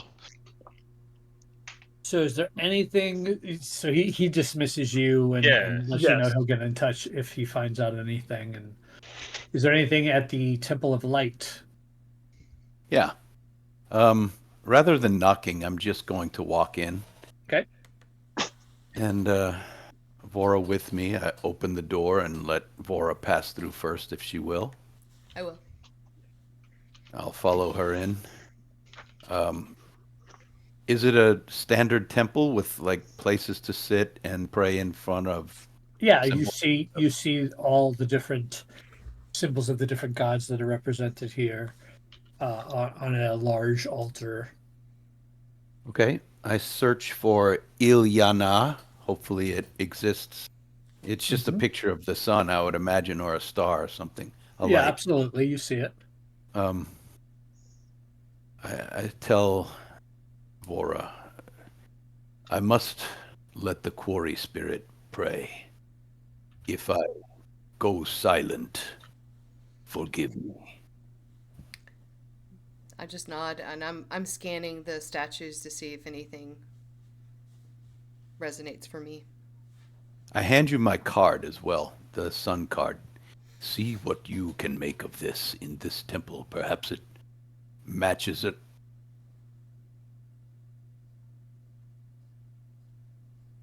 And I go silent. Okay. So I'm gonna hold So- his card, and I'm gonna pull mine out, Okay. and I'm just gonna put his card in my pocket because he's clearly doing something, and I don't really need to do anything for. I'm really interested in if there's anything I see that jogs something for me. So make me a religion check. Hold on, I had to use the right mouse. Sorry. Oh, that's gonna be great. Oh, not terrible. 14. So in Taldore, the religion of the god of light would be the light bringer, right? So you do see a symbol you recognize from the pantheons you're used to. Not your god, though, because you are a follower of a different god, I believe. Mm-hmm. So I see nothing that is personal to me. Nothing that's personal to you, but you do see something that is from your pantheon, so you know that your world is represented here. Okay. I'm just gonna wait, and I'm gonna study my card Okay. just to see. I heard the story of the card reaching out to Gil, and I'm kind of. You definitely feel it reaching back to you. I'm a little afraid Okay. to let the walls down, but I'm also overly curious. Okay. But with the pretty decent dose of dread to go with it. It's like you don't want to look at the accident, but you have to. Okay. So you turn the card over and over in your hands and you start reaching back to it, and eventually you attune to it. I have identified it in your inventory. As this is also happening, we have 2 other characters doing the same. Is that correct? Mm-hmm. Lorelei.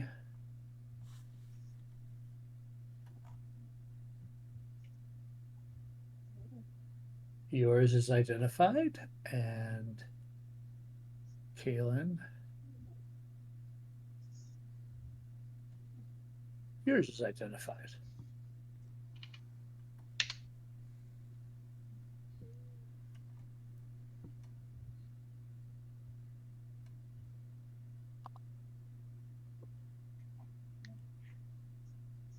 While this is all going on,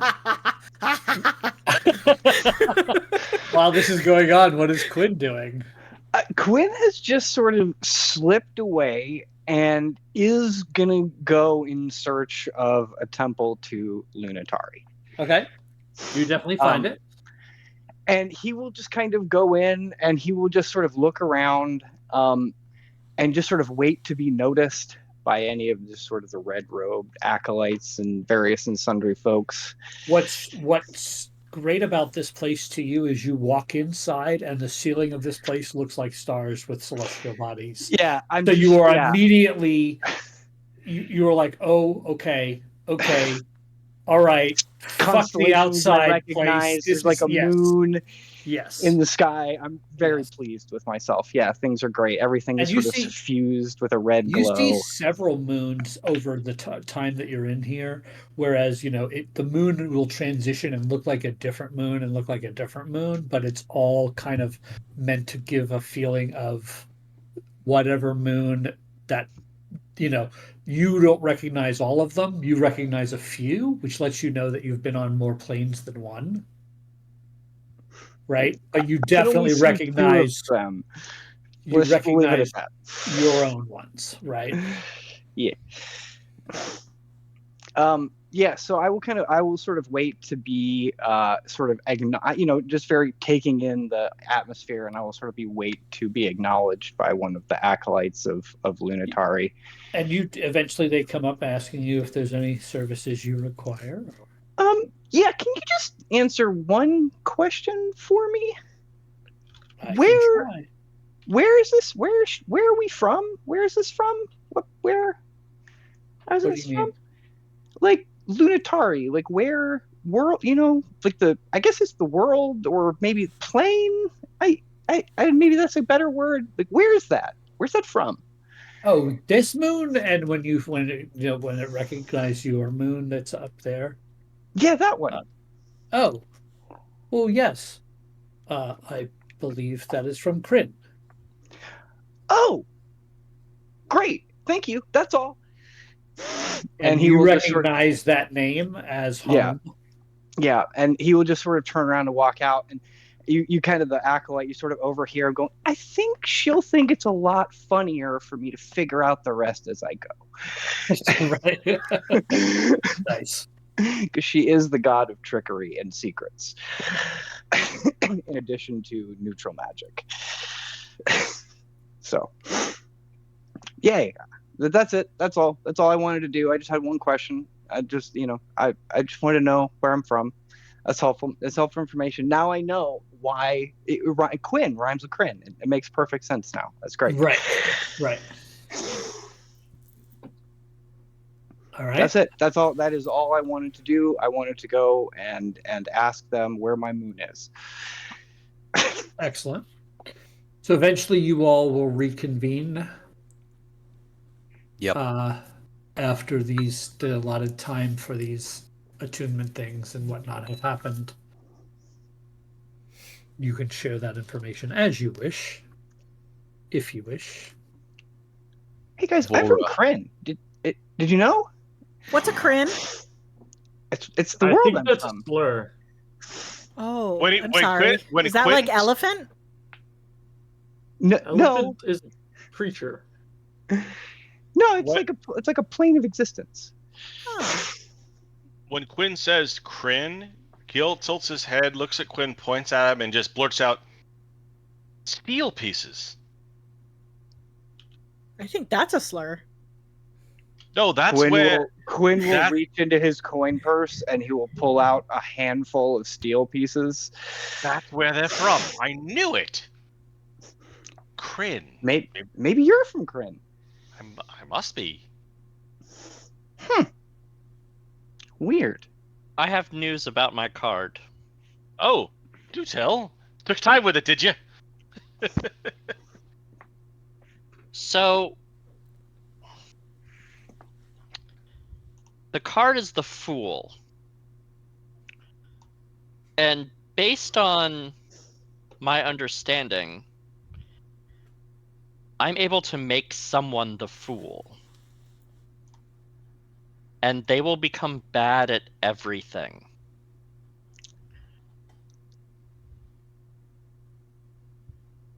For about a minute. Volunteer.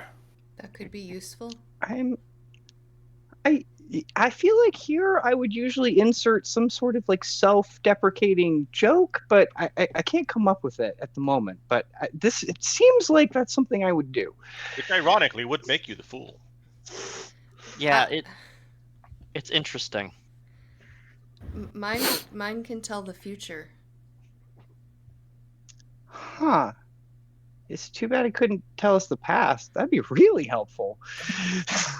You know, it's weird. Normally, that's an absurd notion, but in this particular case, that makes perfect sense. We're going to find out where we're going eventually. I don't know if we're ever going to figure out where we came from. Okay. Cotton Eye Joe. No, it's Quinn, actually. It's Quinn. I know that we're having trouble with the Quinn. Got it. Lorelai will reach up and pat Kaylin on the face. You know, after the memory you told me, you really are a fool. That's okay. Thank you. Yeah. Anyways, have you ever put a piece of bread into water and then let it sit there for like a really long time and it gets all gross and mushy and then it just kind of like starts to break apart? No. Oh. Sounds appetizing. I can do that to people. I'm sorry, what? Yeah. I can like disintegrate people. I mean, sort of. It's so exciting. Callie, do you wanna volunteer? I'm going to speak for Callie. The answer is no. Oh. Well, he's been so quick to volunteer for everything else. I don't know if I want to see him disintegrated on the streets of a city we're not familiar with. Is that a lot different than the Eldritch Blast thing you were doing that was blowing people apart? Because you already could sort of disintegrate people. That's fair. Maybe. I'd have to try. And then we can compare for science. You Laura, like science. Laura, I does guess your we could card find- say that she's going to disintegrate people? I would have to brandish it at somebody to discover what it is that is going to happen. And I don't want to waste that. Just duck. I don't think we need the card to know that. Just dodge. Duck. Dip, Dip, dive, dive. dodge. Yo, haha. Zigzag. Harry spin. Lorelai's like so excited, is just like clutching this card now, like shaking it in her hand, like the power. And she then puts it in her little book and then puts her I gotta book look at- back like in her like chest pocket area. God, I was really excited about my thing. You guys' thing's way cooler. What does yours do? I don't know. I was just excited that I found somebody that knew where I was from. Oh, what's I your haven't card looked at my do? card yet. I don't know. Oh, do it. We're like standing in the middle of the marketplace. If we wait another hour, we're going to lose Pasha's services. Oh, yeah, Pasha, take us to the bookstore and then And then fuck off. yeah. What'd I do to you? No, you're so nice. You took our money. Well, yeah, but it's like, So now, I meant that in a loving way. so now take us to the This is- bookstore. This is why we Okay. couldn't work out. Oh, Gosh, you're always being so rude to the Damn. help. Pasha just kind of like, okay, hold on, let's go to the bookstore. So you make your way and you end up into the lower ward. Here you do smell fumes of industry. There's lots of bigger buildings that look like manufacturing locations and whatnot through this area. But you make your way to a small little bookstore. this is Lorelai the has- strangest place to have a bookstore. As we're like smelling all the smells, Lorelai is gonna take like some of the gauze from like her, like that's like draped across like her shoulders and like kind of just drape it across her face to try and block the smell. And as you approach the bookstore, you see there's a couple of steps that lead up to the door. As you land on the porch, a section of the door frame opens up and speaks to you. Ugh. That's It's not always creepy. it's always a good day to purchase a book or two. Yeah, it is. Are you alive? Let's spend all your money. There's no answer. Do you have any maps? Can There's you no disintegrate it? It's No. a door. Don't encourage her. I should disintegrate you. Please don't. And I assume Quinn is not slowing down. Nope. And straight in the door. Yep. So typical, little bell rings as you open the door, and you are greeted with the amazing smell of a old, full bookstore. This place looks amazing to you, Quinn. It is floor to ceiling shelves with stacks in front of the shelves and next to the shelves. And there's like only a couple of seats available that aren't covered in books. And Quinn there's scrolls literally and books and whatnot. claps his hands in delight, and before you just kind of catch a glimpse of the end of like a red cloak just like disappearing into the stacks, and he is gone. And stepping out from behind a counter, you see a very, very short gnome with a extremely unkempt, bushy beard, and says, yes, it's good to see you all. How can I help you this morning? Do you have a parenting section? I do. What type of book are you wishing for? Potty training? Sure, I'm sure I could find something somewhere. Hold on a second. Sir Cleve! That's And quite the stepping out callback. from the back room is a creature that looks like this. Oh my god, I don't want it. I don't want it. No. No.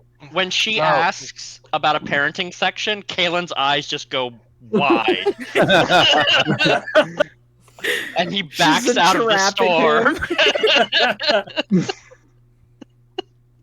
And this creature comes around the corner and he says, this young lady is looking for a book on parenting for infants, I guess?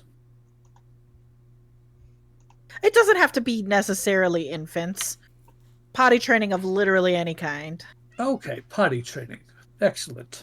Dogs, And animals, the big creature kind of babies. lumbers around a couple of Elephants. stacks of books and starts lifting large chunks of books off of each other and finding a section that they then gesture to a shelf that you can see. And there's parenting books there. Lorelai will very noticeably stand very far away from this creature until it leaves. Thank you. He nods and he leaves. As it turns the corner, Lorelai's like, huh! And then goes up and finds the book it was pointing at. And she'll start flipping through the pages trying to find the pooping section. And what to do if the thing that you're potty training is afraid to poop in the toilet. Okay. And she's gonna dog ear it and then go find a soul and hand him the book. Here, I found something for you. I even marked the page. You don't have to read it right now, but when you get the urge, maybe open the book. Thank you, but I do not have a kid. Yeah, I know. Quit shitting in the street, a soul. And then she leaves. Wow. Alrighty then. I haven't. She's Yeah, gone. Have I? Wait. So when she comes out, Kalen just looks up and goes, "You're not.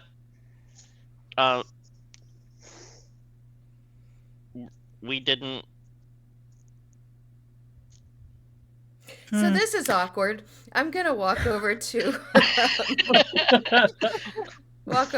Cal, and I'm gonna kind of nudge him, and I'm gonna pull out his card and say, I still have this. You gave this to me to hold. Here, I'm giving it back to you.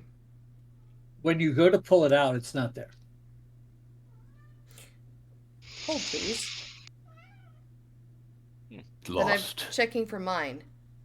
Yours is there. It was right here. It was right here. I swear. What do you have behind your ear?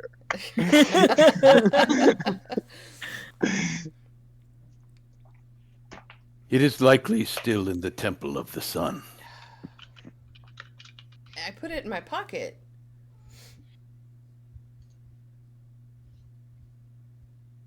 Does anybody else overhear this conversation? I'm outside with Kaylin, Okay. apparently having a really I'm awkward conversation. I'm You're in the inside the bookstore? store, but I'm Yeah. kind of just thumbing through. I'm not necessarily The playing. pooping book. Probably would overhear that. I'm not really looking at any specific books. I am about to walk up to the proprietor, but I probably would have overheard that. Did you give any advice? Probably Cal, not. I've noticed that when the cards go astray, they eventually find their way back to us. Why don't you check your own pockets and see if it made its way home? Seems to do that. Seemed to do that for me, even when I was trying to avoid it. So is it in my pocket now? Yes. Never fear, my friend. For I have the card. You must have mistakenly placed it back in my pocket. I don't think so. Must have. Was There's it a literally match? no other explanation. Was it a match for one of the gods of the suns? Yes. And it looked I'm familiar. gonna slap it down, thump, on the counter in front of the gnome. Oh, You what do you look- have there? You look like a wise man.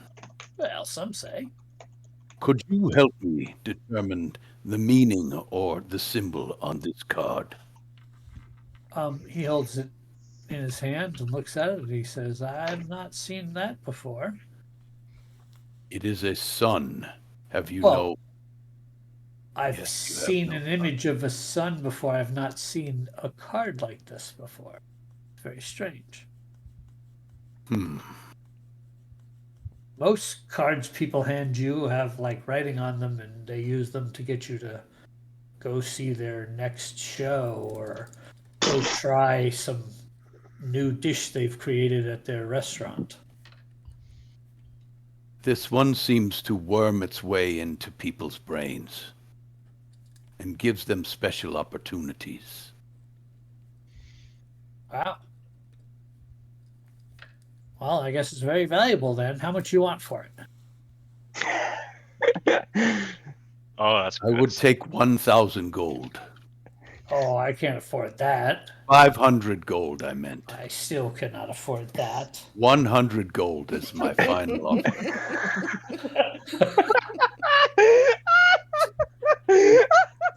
How can I assure that it's powerful? I have no idea. That price came down quick. You would not do well at the stock market.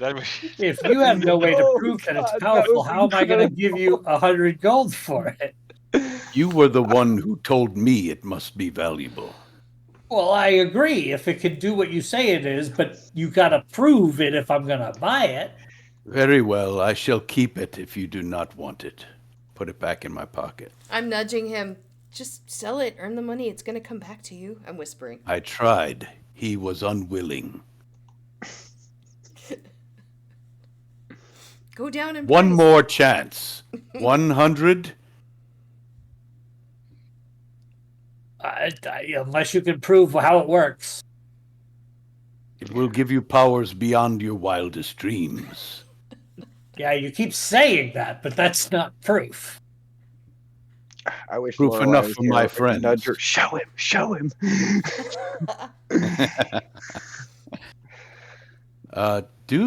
I look around, I try to be really quiet, and I lean down to him. Do you have books on poetry? Of course, I've got an entire section of poetry. From all the realms. Keep that lower, please. Could you please point me in that direction? Sure. When he waddles over and clears a stack or two of books out of the way, and this whole shelf here. Are there any that are small enough that people cannot see what I'm reading, and yet some of the very best?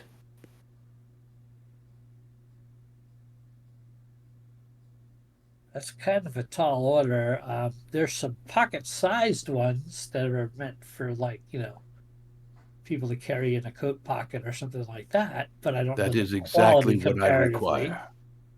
Are there good poems in these pocket-sized books? I don't. Sure. I would buy one from you. Excellent. Just one? Are there more than one? Well, I've got these three. They're kind of a set. They're a series. I hate to be greedy. Well, that's not greedy if you pay for them. Have this card. Great. He says, you still haven't proven that card's worth a copper piece. So I can't take the card, but for the small poetry books, Yes, 2 gold pieces each. that equals 6. Yeah. I'll give you all 3 for 5. Let's make it 6. If it is Yes, worth, let's. if they are worth what you say, then they are worth the price you charge. I'm sure they are. If they are not what you say, I shall return them for my money back. Not really how it works, but okay. That is the deal I offer. Sure. I mean, it's difficult. Things like poetry are subjective to tastes, and individual tastes vary. So Do I'm they sure you'll rhyme? find some. Yes, they do.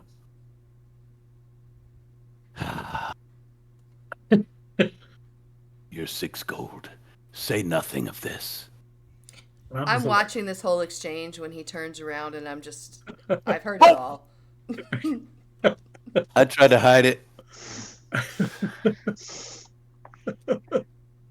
After Calixtrick walks away, Gil walks up to the proprietor and says, I apologize in the commotion. I didn't quite get your name. My name is Kesto. Kesto. You sell these books. Are you an avid reader of them by any chance? Oh, I've read many a book in my day, of course. Excellent. He unpins his pin from his cloak and holds it out. He goes, do you recognize this symbol? Should I? I don't know. I am trying to place it myself. He is unable to pull that memory. Yeah, well, that was worth a try. Ray fastens it.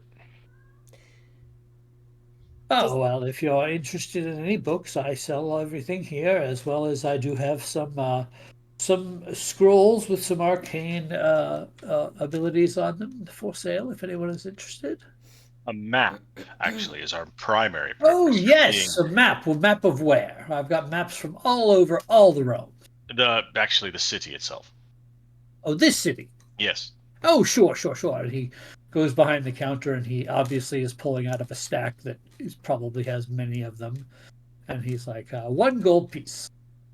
Can I look through them and see if I can determine which one might be the most, detailed?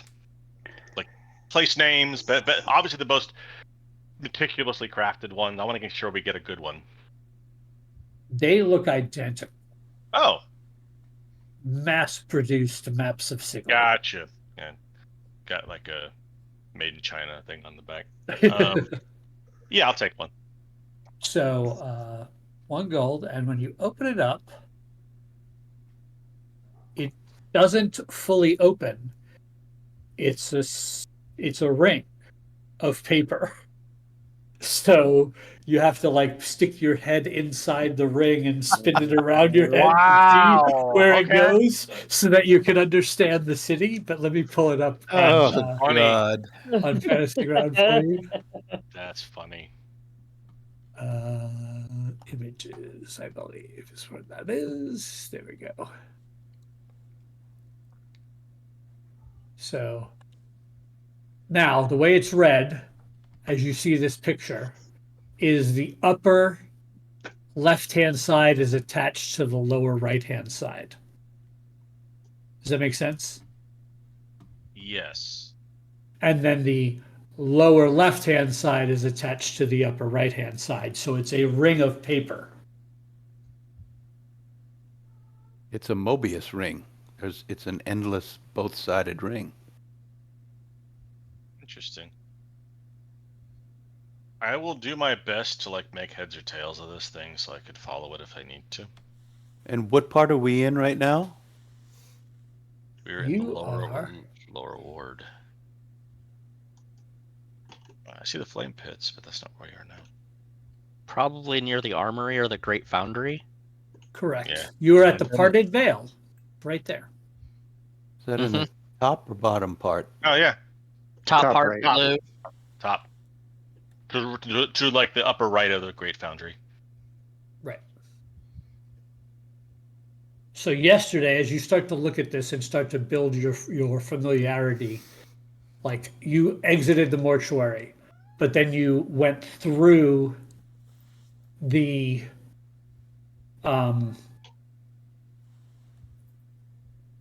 that bottom right hand side through the Hall of Records area where you guys met and the Hall of Speakers, which is where the debate was and that kind of thing. So you went through those areas. The Civic Fest Hall was where the woman was with the sensory stone. You know what I'm saying? So like you can kind of map where you've been and where you haven't been and things like that looking at this.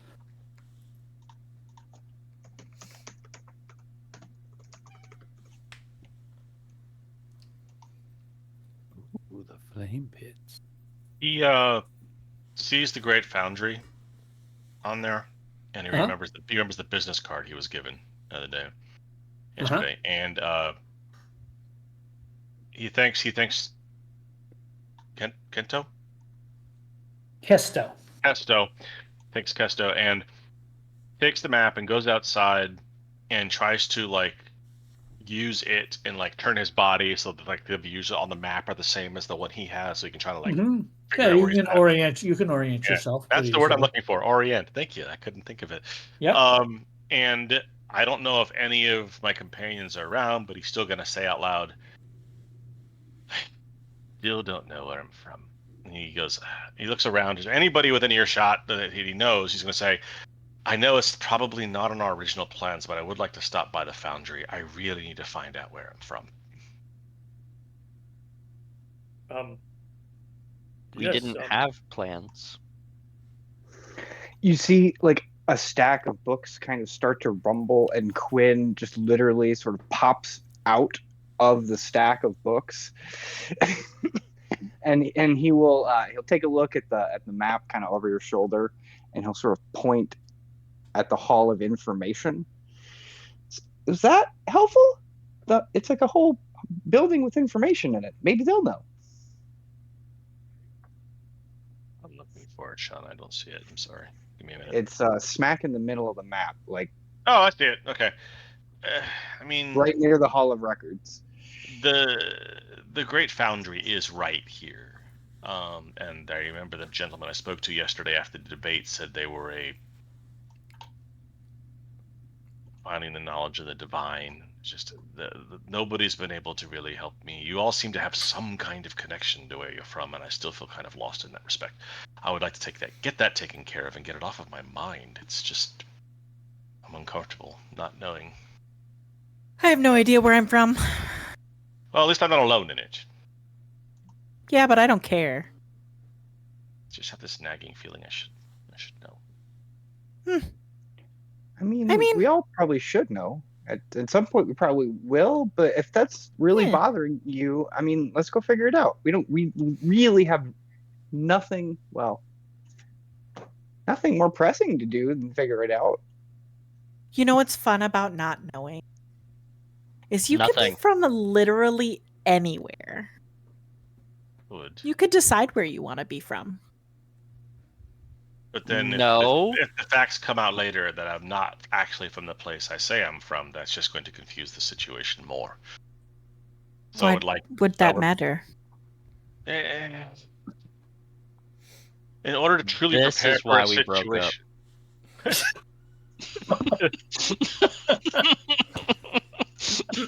Are you sure about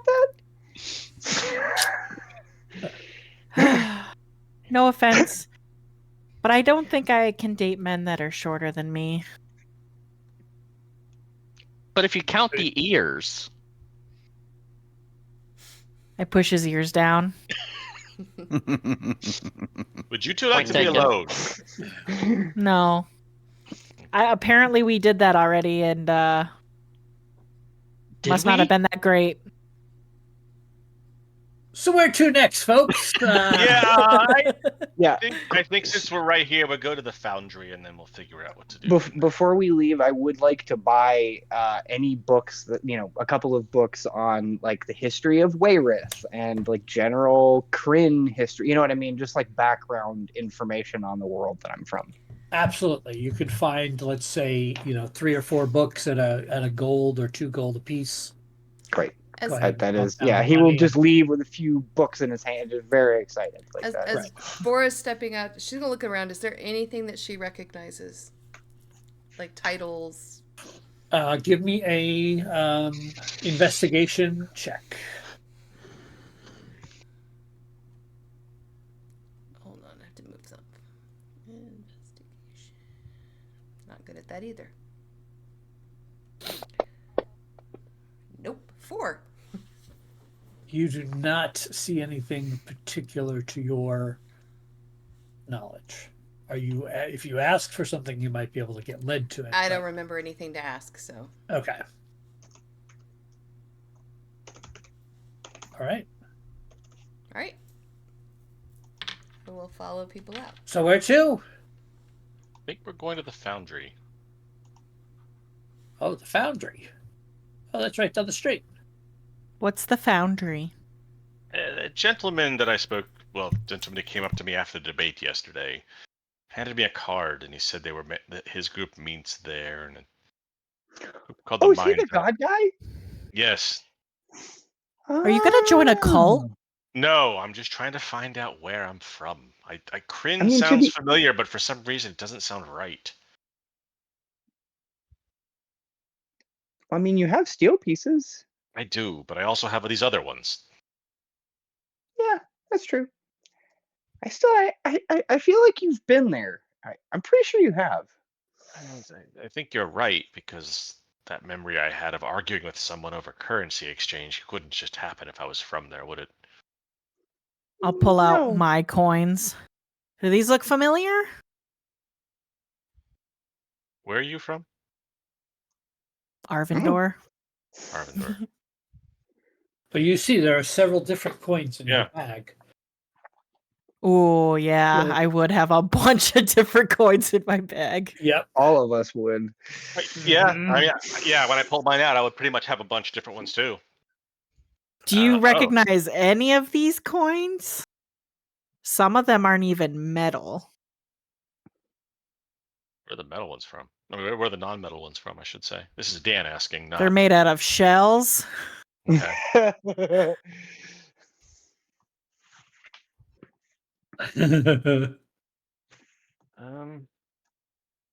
He's looking at them all. They seem vaguely familiar, but I can't it's like a piece of rice caught in my teeth. I just can't get rid of it. Let's go to the. Well, Not to be that person, but maybe we shouldn't pull out bags of coins in the middle of the street. Oh, that's right. You forgot the rapscallions are everywhere. Oh, Mhm. not here, but well, maybe. I mean, over there more than here. Quinn Pasha, sort of, like, you've seen lots of theatrically coins. looks around. Oh yeah, I've seen almost every coin, I would imagine. That's a very I good point. show her the shell coin. Oh, that's very interesting. I've not seen many of those. But you've seen one before. Perhaps you should go to the bank. There's a bank? Makes Well, yeah, sense. of course there is. What's a I bank mean- do? Oh, a bank is where you can actually store money and they save it and hold it and protect it for you. That seems like rapscallions.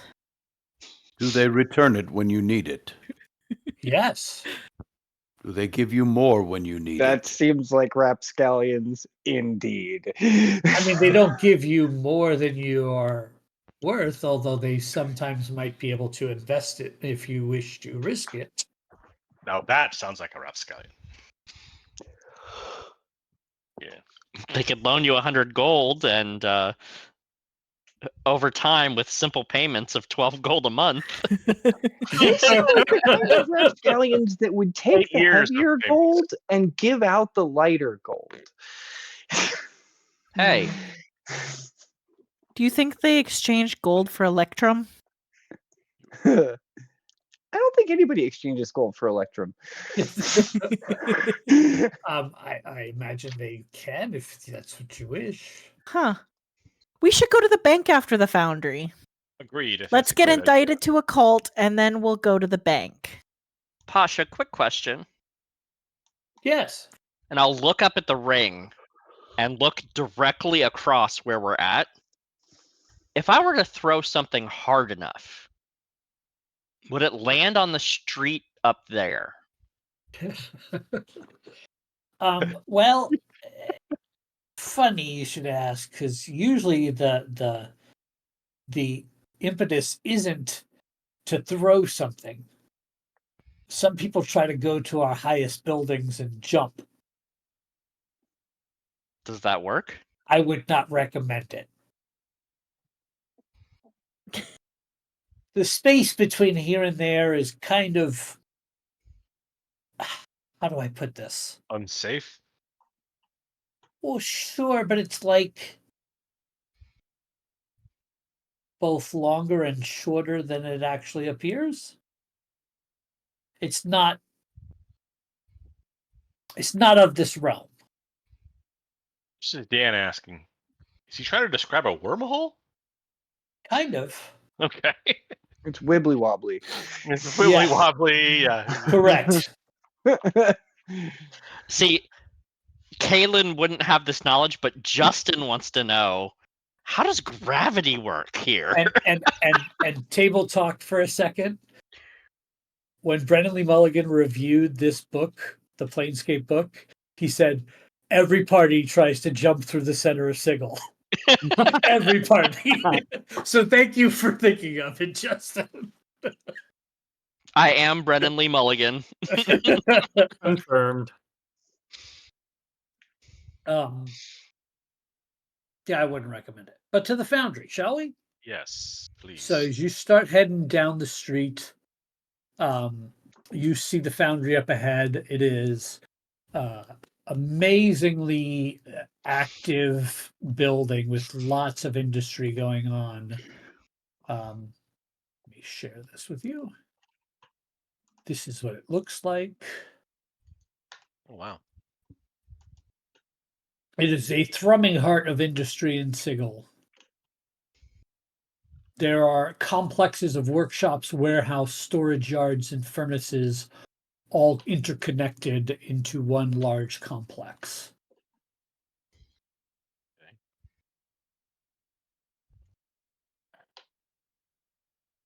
There are two large wrought iron main gates. Is anybody guarding him? Oh yeah. Well, Gil's going to approach those standing at the gate. He's going to pull out the card that it was given to him yesterday. So you show that to one of the guards who looks it over and silently just opens the gate for you. I nod, thank you. And I look behind me and just shrug, like, anybody coming with me or not? I don't Up to you guys. Do you want company? Well, I don't don't want think to. any of us should be alone in a city where we don't know anybody, and we've almost been killed a few times now. And I there's shall apparently join you. rapscallions. There are rapscallions everywhere, apparently. So yes, I agree. You're free to join me. I just I didn't want to speak for you. Asol, are you coming?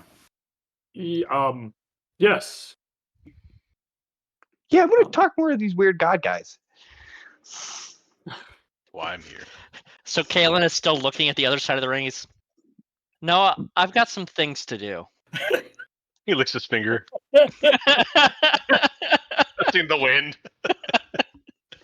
All right, so you get inside and you do see that this is a very well-oiled machine of a place, right? There's industry happening all around you, but there is, like, for lack of a better term, an information desk Excellent. as well. Okay.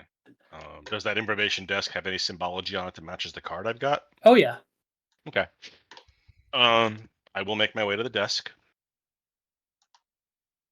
and I will produce the card and I put it on the desk and say, I came here at the behest of a gentleman that I met at the debates yesterday. I just have some questions I need answered, and I can't seem to find anywhere that can give me direction. Well, we are happy to assist if possible. We are not necessarily experts in all matters, but we do have our purpose, and they kind of gesture to the industry around. Well, whether you are an expert or not, I guarantee you at this point in time, you are probably much more of an expert than I am. I have unfortunately, as of late, lost many of what my memories of who I am and where I came from. And I am just trying to piece that together so that I can get on with figuring out the rest of it. Would you say you are a completely blank slate? Close. Since I woke up, I'm getting little bits here and there, but nothing really concrete. Even the memories I have recalled almost seem dreamlike. Like I can't even be 100% sure they actually happened. Well, those of us of the mind's eye believe that knowledge is gained through experience and learning. And as he says that, that triggers for you because that is how you were raised. And immediately it floods back to you your training. Mm-hmm. So, what kind of memories flood back for you?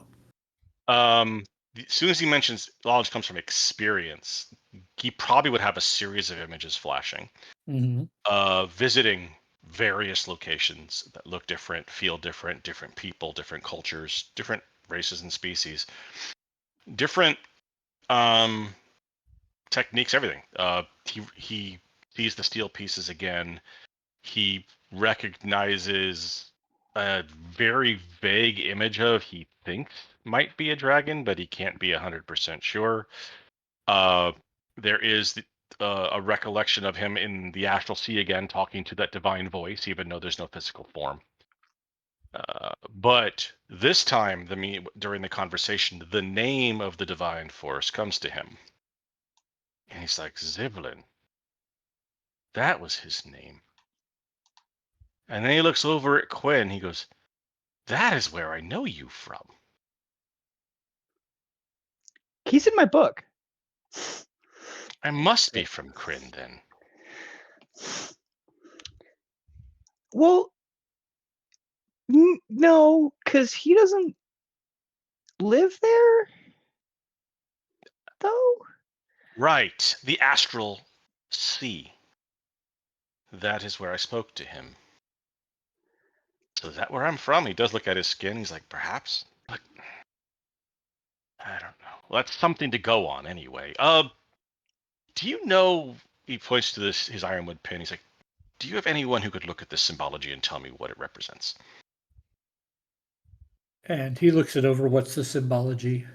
It's the crescent moon over the parapets of the castle. It's the symbol of the organization. His cousin is part of the knights. Right. He looks it over, and he does not have a recollection of that whatsoever. I would imagine the Hall of Information or Hall of Records might have some information on this. Smiles at Quinn, nods. That's what we figured, but figured we'd stop here first because you were here. You did mention the Astral Sea, and if you need to return there are portals all over the city that go to different places, but one of the easiestly available places of portals is the Ubiquitous Wayfarer. That tavern has tons of portals in it. Good to know. I will make sure my companions know of that, and I will also take your advice and go to the Hall of Information. I appreciate what you were able to tell me. At least help me remember. Do you have regular meetings? Yes, of course we do. I'd like to. Kind of curious. Well, if you are interested in joining our organization, we refer to ourselves as seekers. We are seekers at all times. That is our tenet. So, if that is something you are interested in, what are you looking for? Answers. Well, we are seeking our full potential.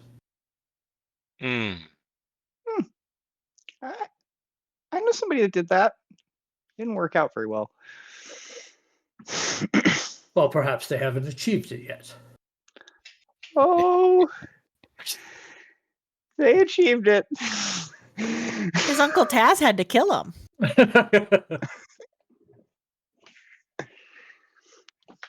And he sort of I'm going to find it in this book eventually. He sort of flips. I've been looking for this story for a while now.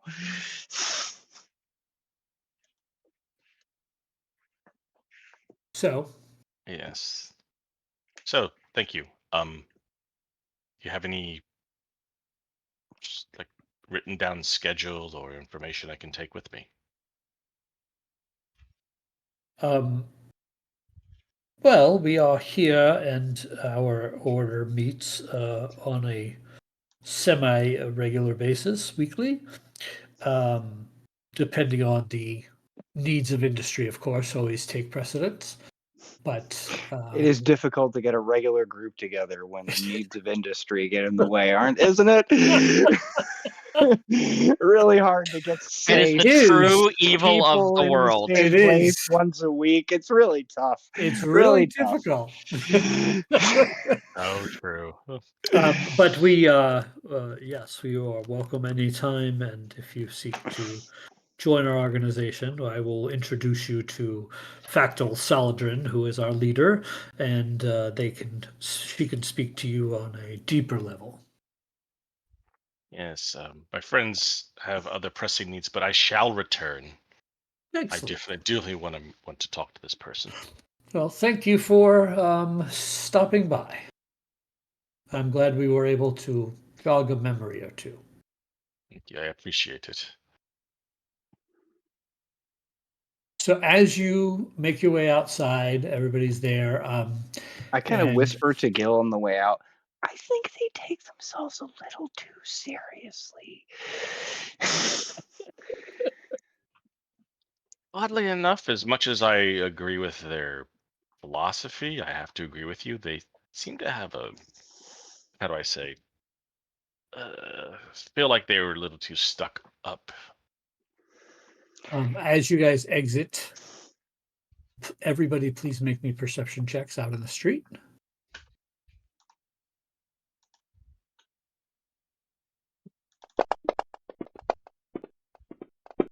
The 12. Ah, very fitting. 3. 12. 8. 19. Completely oblivious. Not a care in the world, not a thought in his, well, lots of thoughts in his head, but not a care in the world. Yeah, I feel that. All right. So as Laura, you your guys, skill should be higher. Oh, you rolled a rolled nature check. nature and not a perception. You are muted. Let me try that again. Sorry.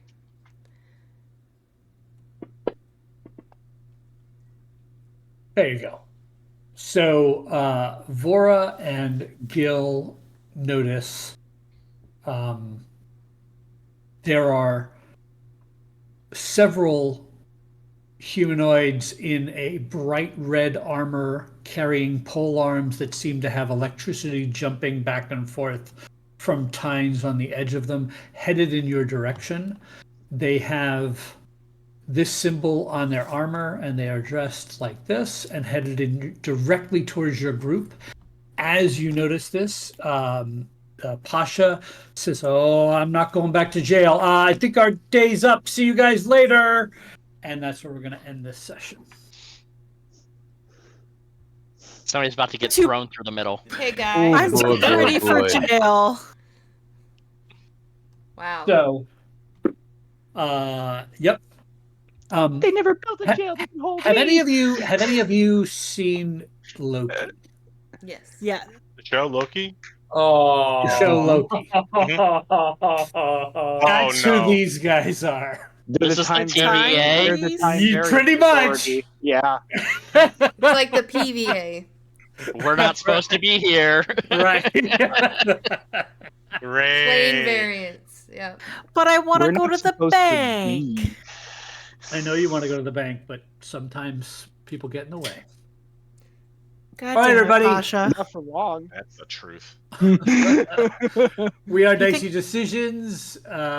This is our Twist of Fate campaign set in Planescape, which I'm adoring all the little pieces, parts of Sigil that are odd and everybody's cringing at or falling in love with or whatever. It's just one of those wonderful places to explore and lots of fun. So we're having a lot of fun with that. And we will not have a game next week. So we will be back 2 weeks from tonight. Okay. Everyone right. just like that. I know. Except for Monday. We'll be around next Monday, probably. Oh, that's right. Yes. Monday there will be Zeros to Heroes campaign that Jack's running. That will continue on Monday, so that will definitely happen. But next Friday we will be off on this for this campaign. Good night, everybody. Have a great weekend. Good night. Good night. Bye. Night, folks. Later, Gators.